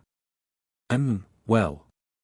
So, my mother figured that maybe there was some kernel of truth to the old stereotype of medieval wizards summoning demons, binding them with God's language, forcing them to divulge their secrets, all that Dark Ages nonsense. Turned out she was right. Imagine an outsider, something almost like your eye, trapped in a weak body. Imagine it. If you had the stomach for the act, imagine what clarity you might extract from it, what magic it could teach. She shrugged. I think she tried other methods before deciding to use her own flesh and blood, but she didn't hesitate when the time came. Evelyn seemed to run dry at last. Her breath shuddered on the final word and her eyes slipped toward the chair, like water sucked down a drain. Before I could stop her or summon the courage to pull her into a hug, her maimed hand reached out and touched the wipe-clean plastic headrest. Her fingers shook ever so slightly. Evie, you shouldn't dash. Preem grabbed Evelyn's wrist. I froze. Evelyn shot the doll demon a razor-sharp frown. Preem didn't pay the slightest bit of attention to our surprise and disapproval, staring right back at Evelyn. Gently but firmly, she removed her mistress's hand from the chair. What the hell do you think you're doing? Evelyn hissed. Preem released Evelyn's wrist, folded her offending hands neatly in front of her, and returned to staring straight ahead. She's trying to help, I blurted out before Evelyn could explode. She whirled on me instead. I don't think you should be touching it either, I really don't. Except maybe to pull it to pieces. Isn't that right, Preem? Nonsense, Evelyn spat. What does she care? It isn't even capable of understanding. Evelyn rubbed at her wrist. Preem declined to answer. I sighed at her. You need to learn when to help your own case, I said. Please. No touching, she finally intoned. Evelyn whacked the chair's base with her walking stick. It's completely inert. This whole setup is inert. It's harmless now. Not emotionally, I said quietly. Not to you. Yes, Preem added. Evelyn glared daggers at the doll demon, shot a stormy look at me, then huffed and rolled her eyes. I suppose you're right. It's a hateful thing. Even if I didn't know what it was used for. Evelyn withdrew from the chair by half a step, shaking her head. She never kept me in it for long. A few days at a time, for at most, then maybe a week to recover between sessions. Longer than that with a demon at the controls and the physical changes would have been too much, it would have taken over and broke free, or I would have expired. You mean, died? Yes. And then she'd have to procure another child. I reached down and squeezed Evelyn's maimed hand. She didn't squeeze back, but she didn't let go either. She shot me a look of resigned understanding, then glanced down at our interlocked fingers.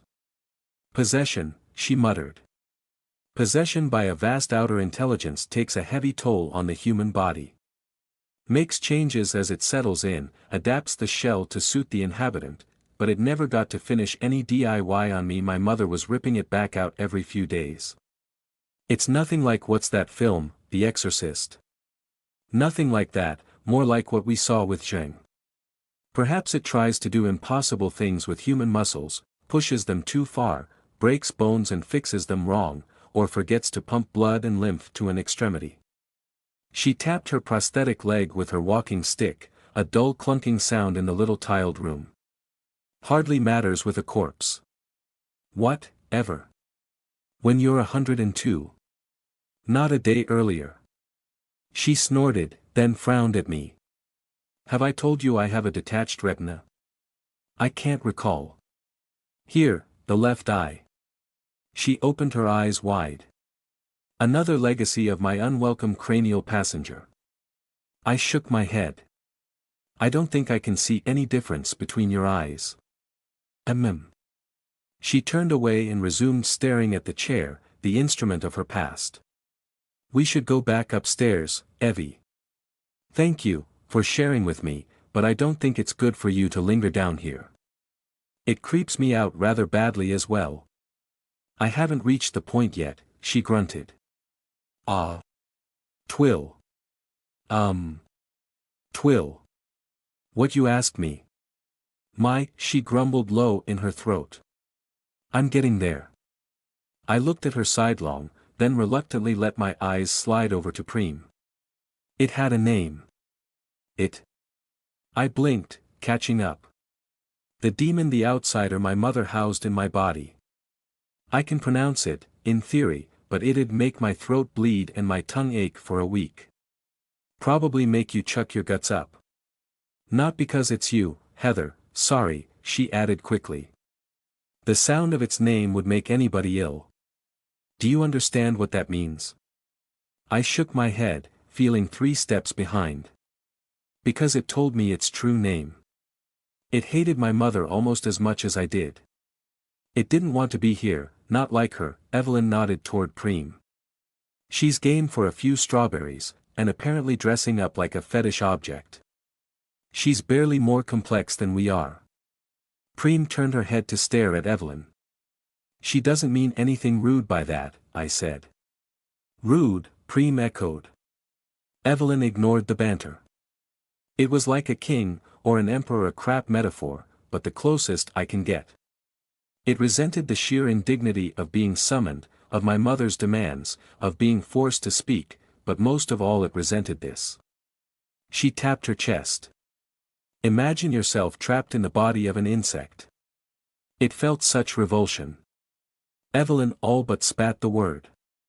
We came to an understanding, it and I, over the span of, 4 years, in what passed for the privacy of my own head. Despite Evelyn swallowed, hard, and screwed her eyes up for a second. I squeezed her hand. It's all right. You're not there anymore. You want to know why I call Preem in it, Heather? Because I've had one of these things in my head. Because it is alien. It taught me things it withheld from my mother, made sure the secret knowledge it did share with her was subtly flawed. It showed me how to cast it out and keep it out, and how to kill her. When it finally left, in the space it had occupied, stuff was missing. Stuff? Evelyn shrugged. Bits of memory. Some bodily functions it had taken over. I was incontinent for a week after. Disgusting, Not at all. That's hardly your fault. I took a very deep breath, glanced around the horrible little tiled cell, and then locked eyes with Evelyn. I think it's high time we got out of here. I'm going to take you upstairs and give you a very big hug now. Evelyn started to shake her head.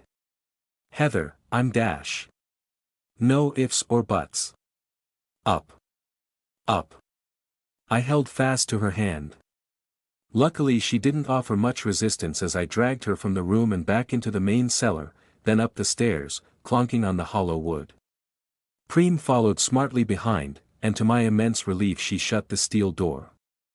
She clomped up the wooden stairs as I pulled Evelyn back into the sitting room, with the huge fireplace and the low ceiling. Already I began to shrug off the cold, the dank smell of the cellar replaced with dust and winter sunlight. Shut that door, Preem, if you please, I said, and she obeyed, closing the door to the cellar. Evelyn wormed her hand out of mine and clacked her walking stick against the floorboards. I'm not looking for sympathy, she said. I didn't tell you all that to Dash. Evie. Shut up. I gave her the very big hug I'd threatened to. She made a half-hearted attempt to pull away, but I wrapped my arms around her knobbly shoulders and held on tight, refused to let go. I'd never had a friend like Evelyn before. I'd never really had any friends before, except a few fleeting teenage moments during my least bad times. I'd never felt this way about a friend before either, shared her pain, outraged at her mistreatment, aching to help. I wanted, in my weak, circuitous fashion, to protect Evelyn. How silly was that? She was a mage, she was far more in control of her powers than I, she had a supernatural bodyguard and reign and the weight of family history behind her, not to mention money. It was not in the least bit romantic or erotic despite how soft and fluffy Evelyn could be when one got past her thorns, but I did love her. Evelyn grumbled and I felt her blushing, but after a moment she returned the embrace, awkward and hesitant. The handle of her walking stick pressed against my back, she let me take her weight, for once. I'm fine, she muttered. This is all old stuff, history. I'm fine. You are, I murmured. Eventually she cleared her throat and set her walking stick against the floor, and I let her go. She turned away, sniffing and rubbing a thumb under her eyes. I spared us any further embarrassment with a bit of quick thinking. Preem, I said, lifting the corner of one of the dust covers on the nearest of the two leather sofas. Help me get one of these off, will you please? Heather. Evelyn frowned as Preem crossed to help me. I'd rather not sit in the dust, and I assume you wouldn't either. Preem helped by whisking the entire dust cover off with one sudden jerk of her arms, the sheet billowing out with a crack of displaced air. I flinched, hadn't seen her move that fast since the chaotic fight in the cult's castle. With a wince I braced for the heavy plastic sheet to slam against the wall and slide to the floor, but, at the precise moment of maximum extension, Preem flicked her wrists to fold the cover in half in the air, her maid uniform skirt twirling as she turned and pinched the edges together and folded it again with a whipping motion. She caught the neatly stacked bundle on one outstretched hand, paused for a single heartbeat, and then placed it on the coffee table. She resumed staring straight ahead. Several long strands of hair had escaped her loose bun. Thank you. I managed. Bloody show-off, Evelyn grunted, then covered her mouth as she coughed in the cloud of settling dust. Yes, very impressive. Though a gentler touch would perhaps have produced less of a mess. Preem tilted her head upward. The milky white of her eyes jutted back and forth rapidly. Was she counting the dust particles? Suppose I don't have a choice now. Evelyn coughed again, then batted at Preem's ankles with her walking stick. Shift yourself. The doll demon did as she was told. Evelyn settled uncomfortably onto the sofa, rubbing at the place her thigh joined her prosthetic. Am I the only one sitting down or what? I shook my head. Preem took the question as an order, and perched on the opposite sofa, right on the dust sheet. We both watched her for a second, but she seemed content to stare into space. Actually, I'd like to do a thought experiment first, I said. Thought experiment, Evelyn echoed. Why does that phrase make it sound like a profoundly bad idea? It's nothing embarrassing. Or it shouldn't be, at least. Her eyebrows climbed her forehead. I never said anything about embarrassing. Just close your eyes. Please, Evie. I want to try to get you to imagine something. If you creep up and shout boo in my ear, I will thump you, Heather, friend for life or not. I huffed and put my hands on hips. Would I do that? I'm not Rain. Evelyn relented with a skeptical frown, and closed her eyes. Okay, now just relax, try to release as much tension as you can. Breathe deeply. I had zero idea how to accomplish this, too far out of my wheelhouse. I didn't even have Rain's examples to go on, but we had to start somewhere. Breathing deeply, Evelyn grumbled, unimpressed. I want you to picture Twill. Oh bloody hell, you're serious. Play along, please. Ignore the sexual aspect, all of that. Let's pretend for a moment that none of the magical stuff exists either, forget that she's a werewolf, all of it. Easier said than done. Please try. Please. I paused, to let her think. How does thinking about Twill make you feel? Silence. Imagine her, I gulped, a little embarrassed. Imagine her hugging you. Evelyn cracked one eye and frowned at me. That's all you've got. Bit tame, isn't it? Just do it. I flustered. Close your eyes. Imagine her putting her arms around you. Evelyn grumbled but closed her eyes again, fingers playing with the handle of her walking stick. I bit my tongue, in case she was taking this seriously. I didn't want to disrupt any rose-colored imagination with the jarring of my awful scratchy voice. Eventually Evelyn sighed a big sigh. She opened her eyes again and stared at me like I was a quack doctor. Well? I prompted. Anything? She shrugged. I don't know. Twill she's irritating. And stupid. Oh Evie, she's not stupid. That's hardly fair. She's impulsive, and passionate, and straightforward. She's dumb as a brick. She's going to university to do biomedical science next year. That's not stupid, I said. Evelyn grumbled under her breath and looked away, but I pressed on. And even if she was stupid, it's beside the point. Do you want to hug her for real? How am I supposed to know the answer to that? Evelyn growled. I sensed I was losing her. Okay, how about this? Imagine that you can hug her, for real but. I held up a finger as Evelyn scowled at me. But afterward she won't remember it, and nobody else would know you did it. I let the suggestion, rather underhanded and creepy, I admit, hang in the air for a moment, and hoped I hadn't given Evelyn the mage any nasty ideas. She opened her mouth to reply, then stopped and frowned, then blinked twice and looked down at her lap. Ah! I lit up. Did that dash? Evie, it's okay, it's okay. I struggled not to giggle, to respect the moment. God damn it, what am I supposed to do now? She demanded.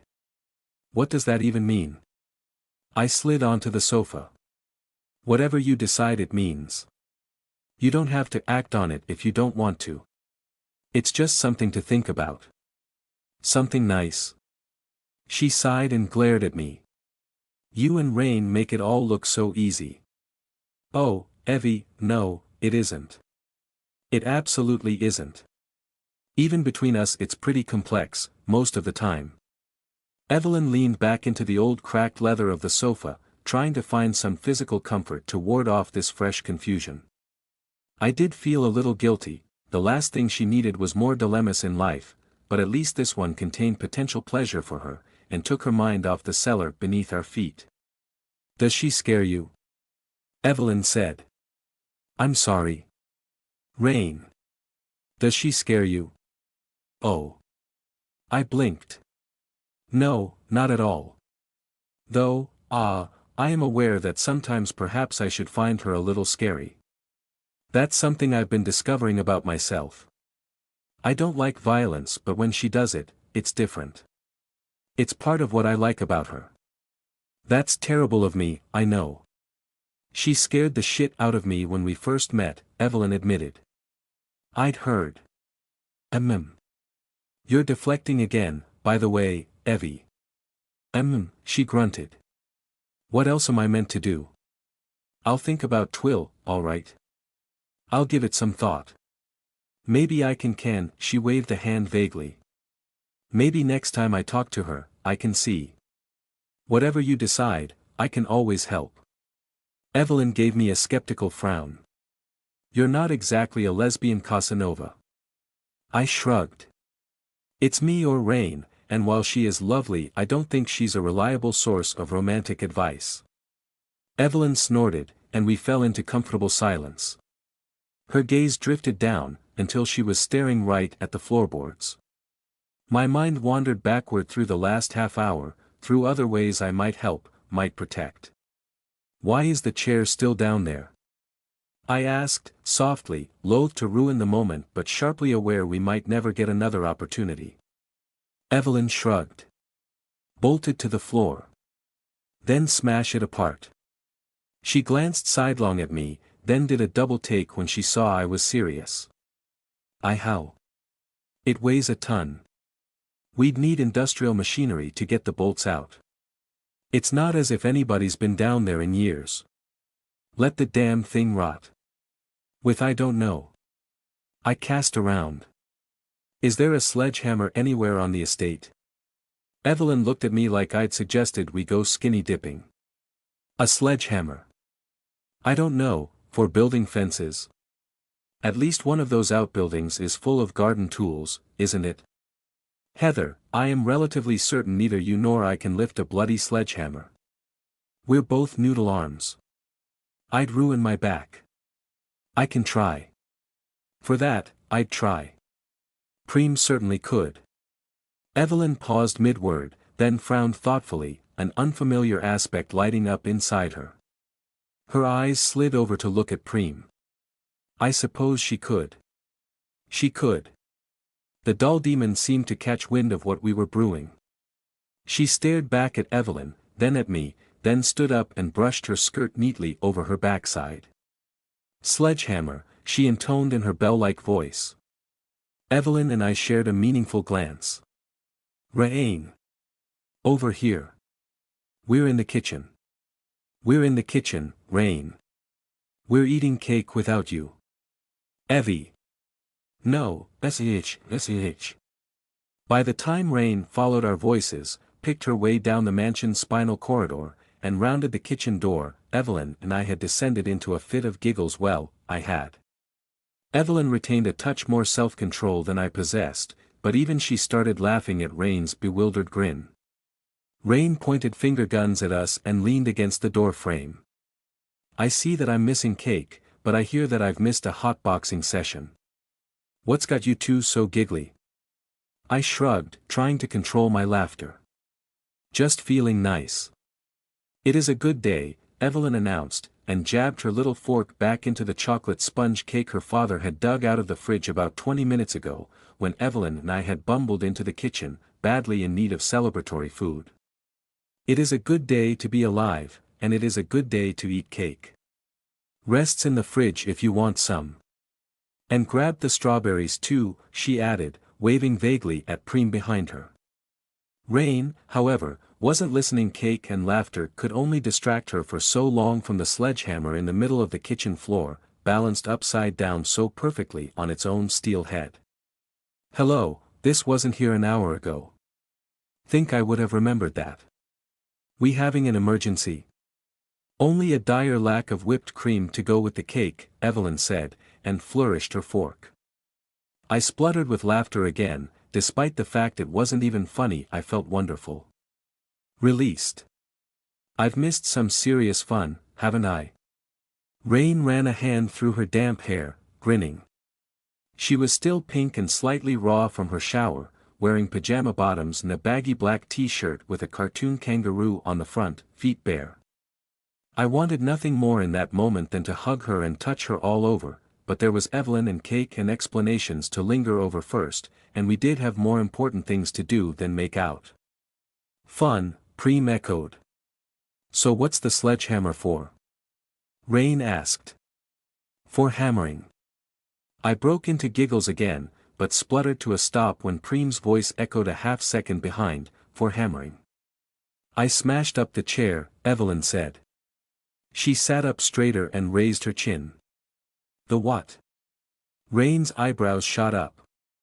Oh, bugger me sideways, it's still there. The dash. The chair. The demon engine.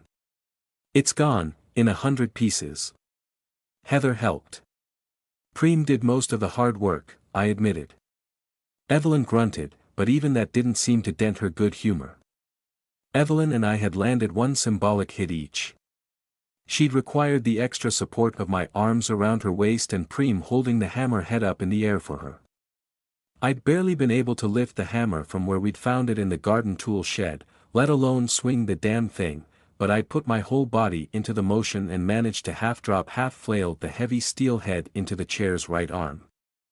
I'd squealed, Preem had to catch the hammer, it was all very awkward and embarrassing, and I'd feel the muscle strain tomorrow morning, but it had all been worth the effort. The doll demon had done all the heavy lifting, no matter how glowing and sweaty Evelyn and I felt, after kicking pieces of the chair across the floor of that horrible little chamber. Blow me down with a feather, Rain said, shaking her head at us.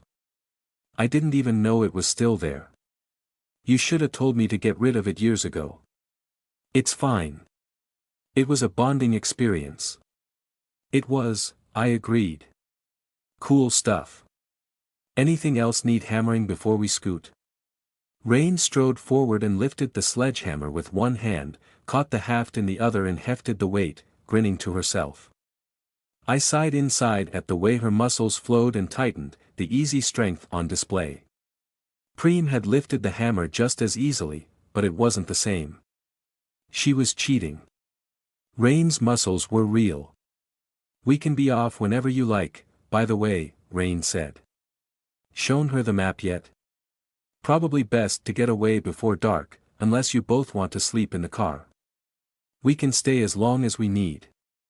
Evelyn's voice was suddenly sober. We can. Rain blinked. We can. What? This is news to me as well, I said slowly. Evie. We're staying another night. Perhaps two, she declared, then cleared her throat and smiled a grim sort of smile. Got to show Heather the map, sure, but I'm also going to clear out the whole bloody lot. Everything of Mother's in the East Wing. The project room, the dungeon rooms we left, the Clockwork Man, all of it. Destroy anything I can't appropriate. Put some flowers on my grandmother's grave. Have dinner with my father's squeeze, whatever. Evie. Right on, Rain said with a surprised grin. Evelyn waved her off. This house will be mine eventually, she said, and gestured up and around with her eyes. These servitors, they're older than my mother, they're family property and she's not family, not anymore. This is mine. It doesn't belong to her bloody ghost. When I was a little girl I'd never been afraid of creeping to the toilet at night, because I never had to do so alone. I never did anything alone. The constant presence of a twin blinds one to certain aspects of life. One is never alone, not really, though in retrospect I believe Maisie and I were even closer than twins usually should be. If one of us woke and needed to pee, the other would often wake without prompting. A familiar hand to hold makes a big difference to a small child groping her way down a dark corridor. We knew, in that strange shared childhood heart, that no shadow creatures or bogeymen could touch us when we were together. That all ended after the eye took her. Teenage Heather hated leaving the dubious safety of her bed covers at night, let alone braving the nightmare-haunted hallways of the family home. I developed a borderline complex about getting up alone in the night, and still felt a touch of the old discomfort even in the heavily warded Sherrowford house, with its creaky floorboards and strange old corners. So it was that I found myself shivering in the frigid air, gum-eyed and drowsy, bladder very full, as I dug myself out of a blanket nest on the armchair. This was not going to be an easy journey, in this spooky echoing mansion drenched with century-old darkness. I couldn't even recall exactly where the nearest bathroom was. Evelyn was curled up right on the edge of the double bed, wrapped in a cocoon of sheets. Moonlight crept silver around the curtain, picked out the jut of her hip. I'd taken the armchair tonight, and not brooked any argument from either of them. Rain slumbered on, snoring softly, spread out on her front. I suppressed a sleep-addled urge to grab one of her ankles. Bad Heather. I would not demean myself by waking Rain to request an escort. I was a big girl and I could go to the toilet by myself. The hallway was almost pitch black. Moonlight struggled to reach down here with those clean silver fingers. A tired old servitor, some kind of articulated mantis creature, shifted in the deep shadows, and I forced myself not to flinch. Suddenly I felt considerably more awake. It's fine, it's fine. It's the ultimate safe place, Heather, I whispered to myself, fingertips of my left hand brushing the wall as I traced my way down the corridor. Fortress and refuge. Castles are spooky too, aren't they? You love castles. I groped for the bathroom, stepped inside and clicked the light on, blinking sore eyes against the sudden light on tarnished chrome and old porcelain, and realized what I'd missed. Preem hadn't been standing guard by the bedroom door. I frowned in thought as I sat on the toilet, eyes closed, half asleep. Perhaps Evelyn had set the doll demon to a specific overnight task. Evie had been a whirlwind of activity since our impromptu ritual exorcism of her mother's memory. She'd stomped all over the house, pointing at things with her walking stick, rifling through the big project room we'd found her brooding in the night before, Preem carrying bin liners and a plastic tote behind her. Lots of staring at alien objects and nodding, muttering to herself, making a list in a little notebook she'd commandeered from her father. Eventually Rain and I had let her get on with it, made ourselves scarce but available. Evelyn even put in a proper showing when her father's lady friend had pulled up to the house that evening.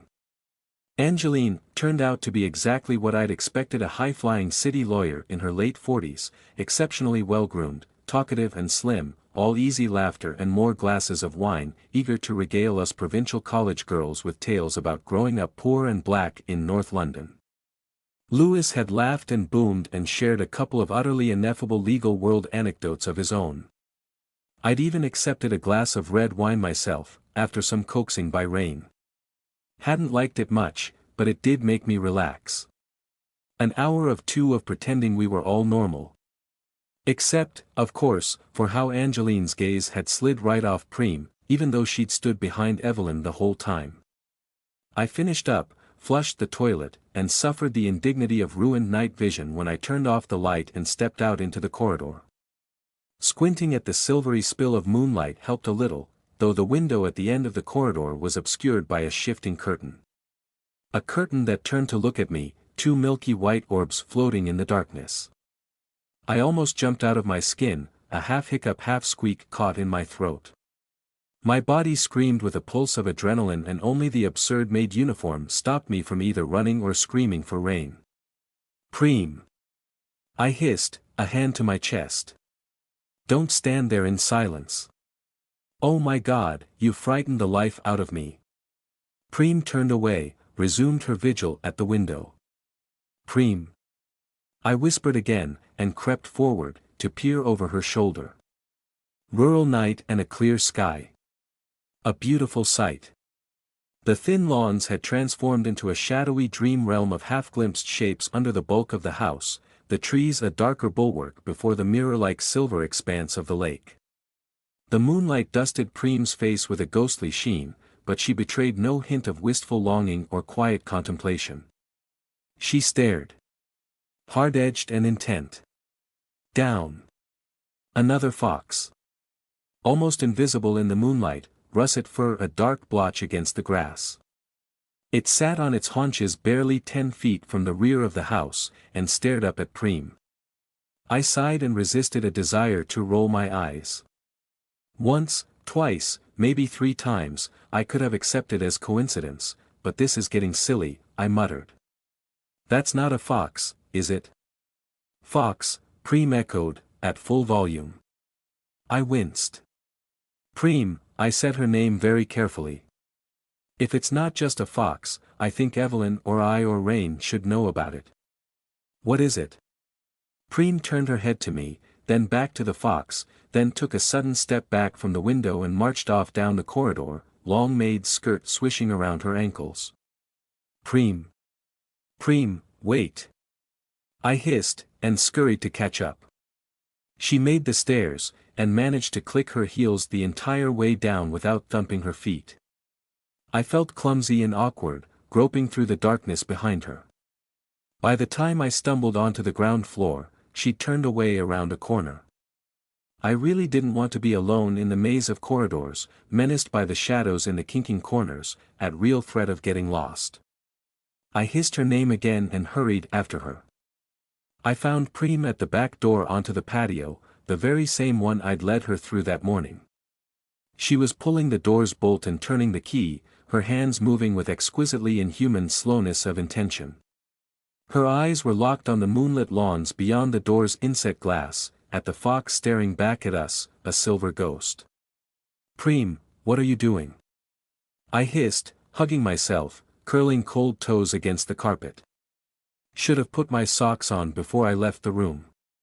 Preem straightened up, the door now unlocked, and slowly wrapped one hand around the door handle. I saw the fox sit up, fur bristling, eyes alert and intelligent. The canine snout inched backward. Preem eased the door handle down. Preem, not alone. What was she going to do, catch the fox with her bare hands? I didn't have time to think, my head still too heavy from sleep, my guts tight with sudden anticipation. Not? She asked. Her hand paused. What are we doing, Preem? Opportunity, she intoned. For what? What? Hunting, she intoned. Opportunity. She was waiting for approval.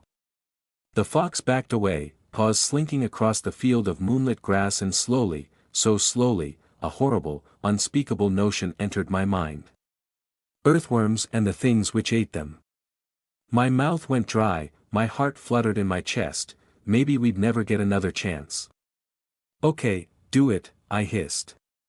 The fox bolted, a shadow in the dark. Preem reacted so fast I flinched hard enough to almost trip over my own feet. She slammed the door handle down and shot out.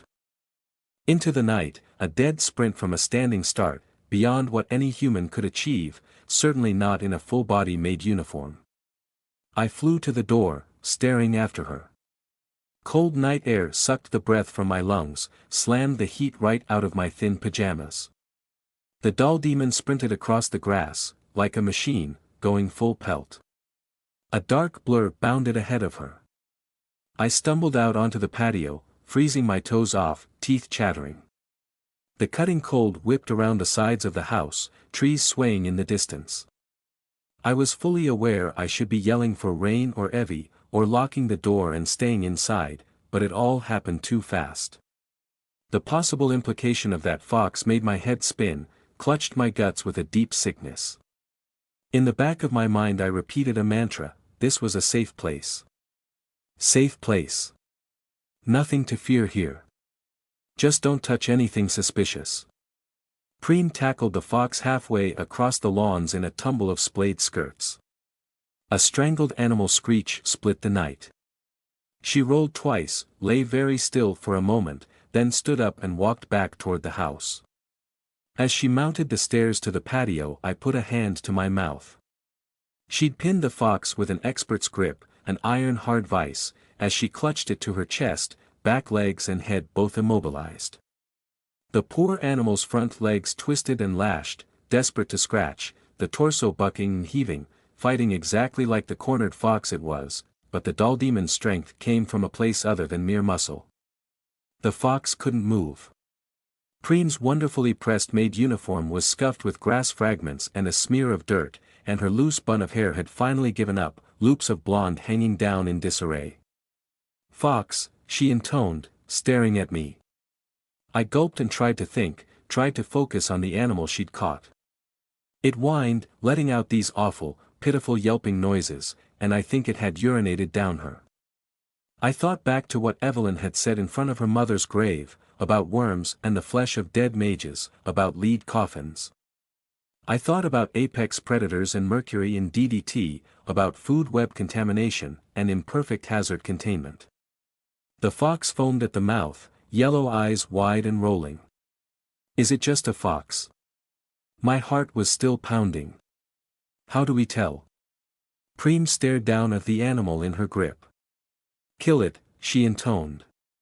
"No, no," I held up a sudden hand. "It's just a fox, don't. It doesn't deserve this.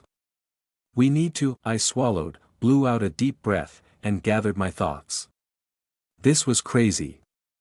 "You stay right there, Preen. If you hurt an innocent animal, I won't forgive you, okay? Okay?" Preen stared at me again.